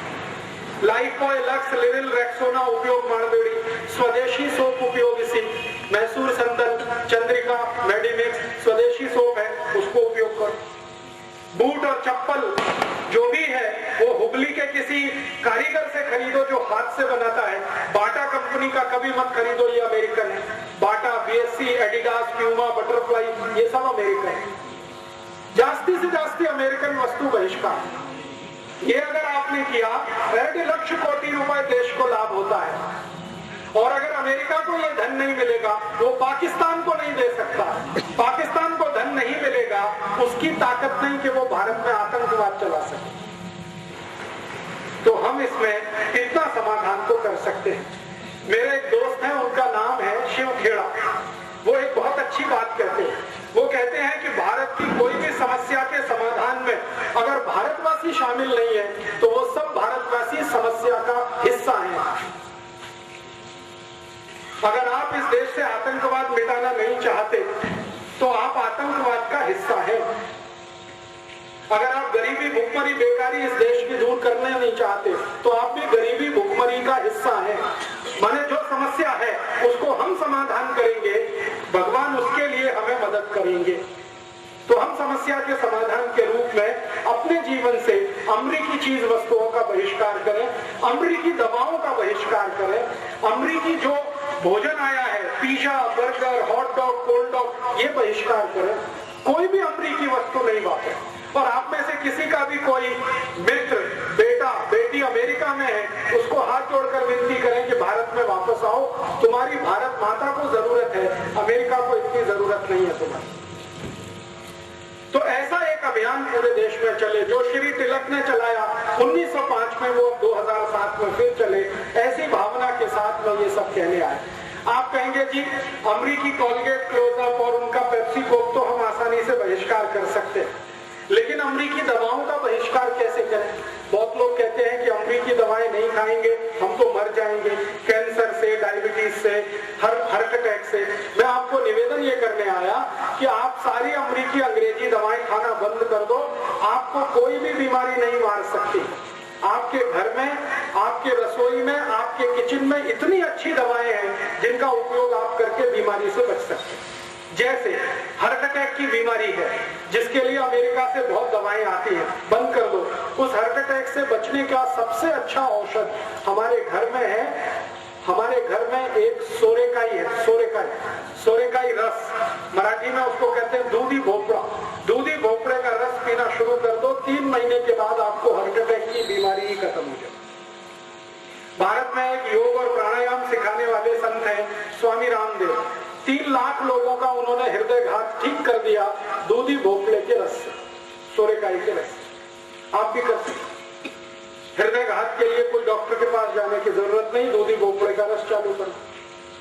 दूसरा आप बोलोगे जी डायबिटीज के लिए क्या? डायबिटीज के लिए बहुत अच्छी औषध है मेंथे बीज और त्रिफला चूर्ण, दोनों मिक्स करके सुबह खाली पेट खाना शुरू करो। 3 महीने में डायबिटीज में इंसुलिन लेना ही नहीं पड़ेगा। आप बोलते हैं जो जॉइंट्स पेन है, हिप जॉइंट्स में पेन है, नी जॉइंट्स में पेन है, इसके लिए क्या दवा है? इसके लिए सबसे अच्छी दवा है सुन्नत नीरू। सभी घर में है सुन्नत नीरू 1 चम्मच डेली आपने उपयोग करना शुरू किया, 3 तिंगड़ानंतर सभी जॉइंट्स पेन ठीक हो जाएगा। और ये 15 वर्ष का मेरा तजुर्बा है, वो मैं बोल रहा हूं। 15 साल से मैं ये एक्सपेरिमेंट कर रहा हूँ। मेंथे बीज पर, त्रिफला चूर्ण पर, सुन्नत नीरू पर, सोरे रस, सोतेकाई रस, कुंबड़काई रस, बदनीकाई रस, ये सभी रसों पर एक्सपेरिमेंट करके मैं बता रहा हूँ कि 140 रोग समाप्त करने का ताकत हमारे किचन में है, घर में है। औषधि का आवश्यकता नहीं है, माहिती होनी चाहिए। हिंदुस्तान में है। और आपके सबसे खराब रोग, कैंसर का भी रोग आप ठीक कर सकते हैं। जो देशी गाय होती है ना, स्वदेशी गाय, भारतीय गाय, इसका मूत्र अगर आप नियमित रूप से पिए और हर्षिल रस, हर्षिल टर्मरिक जो ताजा आता है उसको पीस कर चटनी बनाकर रस निकाले, उसमें जेनतुक मिक्स करके लेने लगे तो गाय का मूत्र, देशी गाय का मूत्र और हर्षिल रस 4 महीने जो आपने दे दिया, कैंसर के मरीज को बहुत आराम आ जाए। आसानी से ये कर, ये सब माहिती हमारे आयुर्वेद में है, अष्टांग हृदय में है, बड़े बड़े ग्रंथों में है। आप सिर्फ ले लीजिए माहिती। अब बहुत लोग कहते हैं राजीव भाई आपने तो सब पढ़ा है, हमको तो माहिती नहीं है। मैंने ये सब ग्रंथ पढ़ने के बाद कुछ छोटे छोटे पुस्तक बनाए एक बनाया स्वदेशी भारतीयता, ऐसे बहुत पुस्तक हैं यहाँ पर हमारे कार्यकर्ताओं के पास है, आप चाहे तो ले सकते हैं, ये गाड़ी में है। इन पुस्तकों में 148 रोग समाप्त करने का माहिती है। गाय के मूत्र से, मेंथी बीज से, बदनी का ही रस, कुंभड़ का ही रस, सोते का ही रस। और जो मैं आपको दूसरी माहिती दे रहा था श्री तिलक के बारे में, स्वदेशी आंदोलन के बारे में, उसकी भी पुस्तक है, स्वदेशी मत्तु भारतीय, कन्नड़ में है, आप ले लीजिए। पुस्तक को मेरा कॉपीराइट नहीं है, सबको कॉपी करने का राइट है। आपको अच्छी लगे आपके नाम से प्रकाशित करिए, हल्ली हल्ली नगर नगर प्रचार करिए, देश का काम होगा। मैं ये देश के लिए कर रहा हूं, आपको ये विनती करने आया। और ये जो व्याख्यान मैंने दिया, उपन्यास दिया, बार बार अगर सुनना चाहे तो इसका कैसेट है, सीडी है, वो भी ले सकते हैं, कॉपी कर करके दूसरों को दे सकते हैं। मैं चाहता हूं कि जो माहिती मैंने आप तक दी, वो माहिती ज्यादा से ज्यादा लोगों तक पहुंचे और देश की समस्याओं का असली जन्म कहां से हुआ और कैसे हम इनका निदान करें, वो सबके समझ में आए। तो शायद ये गणपति उत्सव मनाना हमारा सार्थक हो जाए। गणपति उत्सव की सबसे बड़ी सार्थकता है कि जैसे आजादी और स्वराज्य लाने के लिए गणपति उत्सव उपयोग में लाया गया, वैसे ही स्वराज्य बचाने के लिए ये गणपति उत्सव का उपयोग हो। यही भावना से मैं यहाँ आया, आपने बड़े ध्यान से सुना, मैं आभारी हूँ। और खड़े रहकर मेरा वक्तव्य लगभग 2-2.5 घंटे आपने सुना, इसके लिए और भी आभारी हूँ। आप यहाँ से जाएं तो संकल्प लेकर जाएं कि अपने जीवन में भारत की समस्याओं का समाधान करने का जो प्रयास करेंगे, समस्याओं का अंग नहीं बनेंगे। कम से कम पेप्सी, कोका कोला जैसी अमेरिकन वस्तुओं का बहिष्कार करेंगे, कॉलगेट क्लोजअप का बहिष्कार करेंगे, और अमेरिकी वस्तुएं जो हमारे पैम्पलेट में है, आप ये पैम्पलेट ले जाइए, इनको ध्यान में रखकर ही अपने घर की वस्तुएं लाएंगे तो श्री तिलक की आत्मा को सच्ची श्रद्धांजलि हम दे सकेंगे। ऐसा बोलते हुए आप सभी को आभार, बहुत धन्यवाद। दोस्तों, सबसे पहले तो चैनल सब्सक्राइब करें, फिर लाइक, कमेंट और शेयर करें। और हाँ, हमारा एंड्रॉयड ऐप डाउनलोड करना ना भूलें।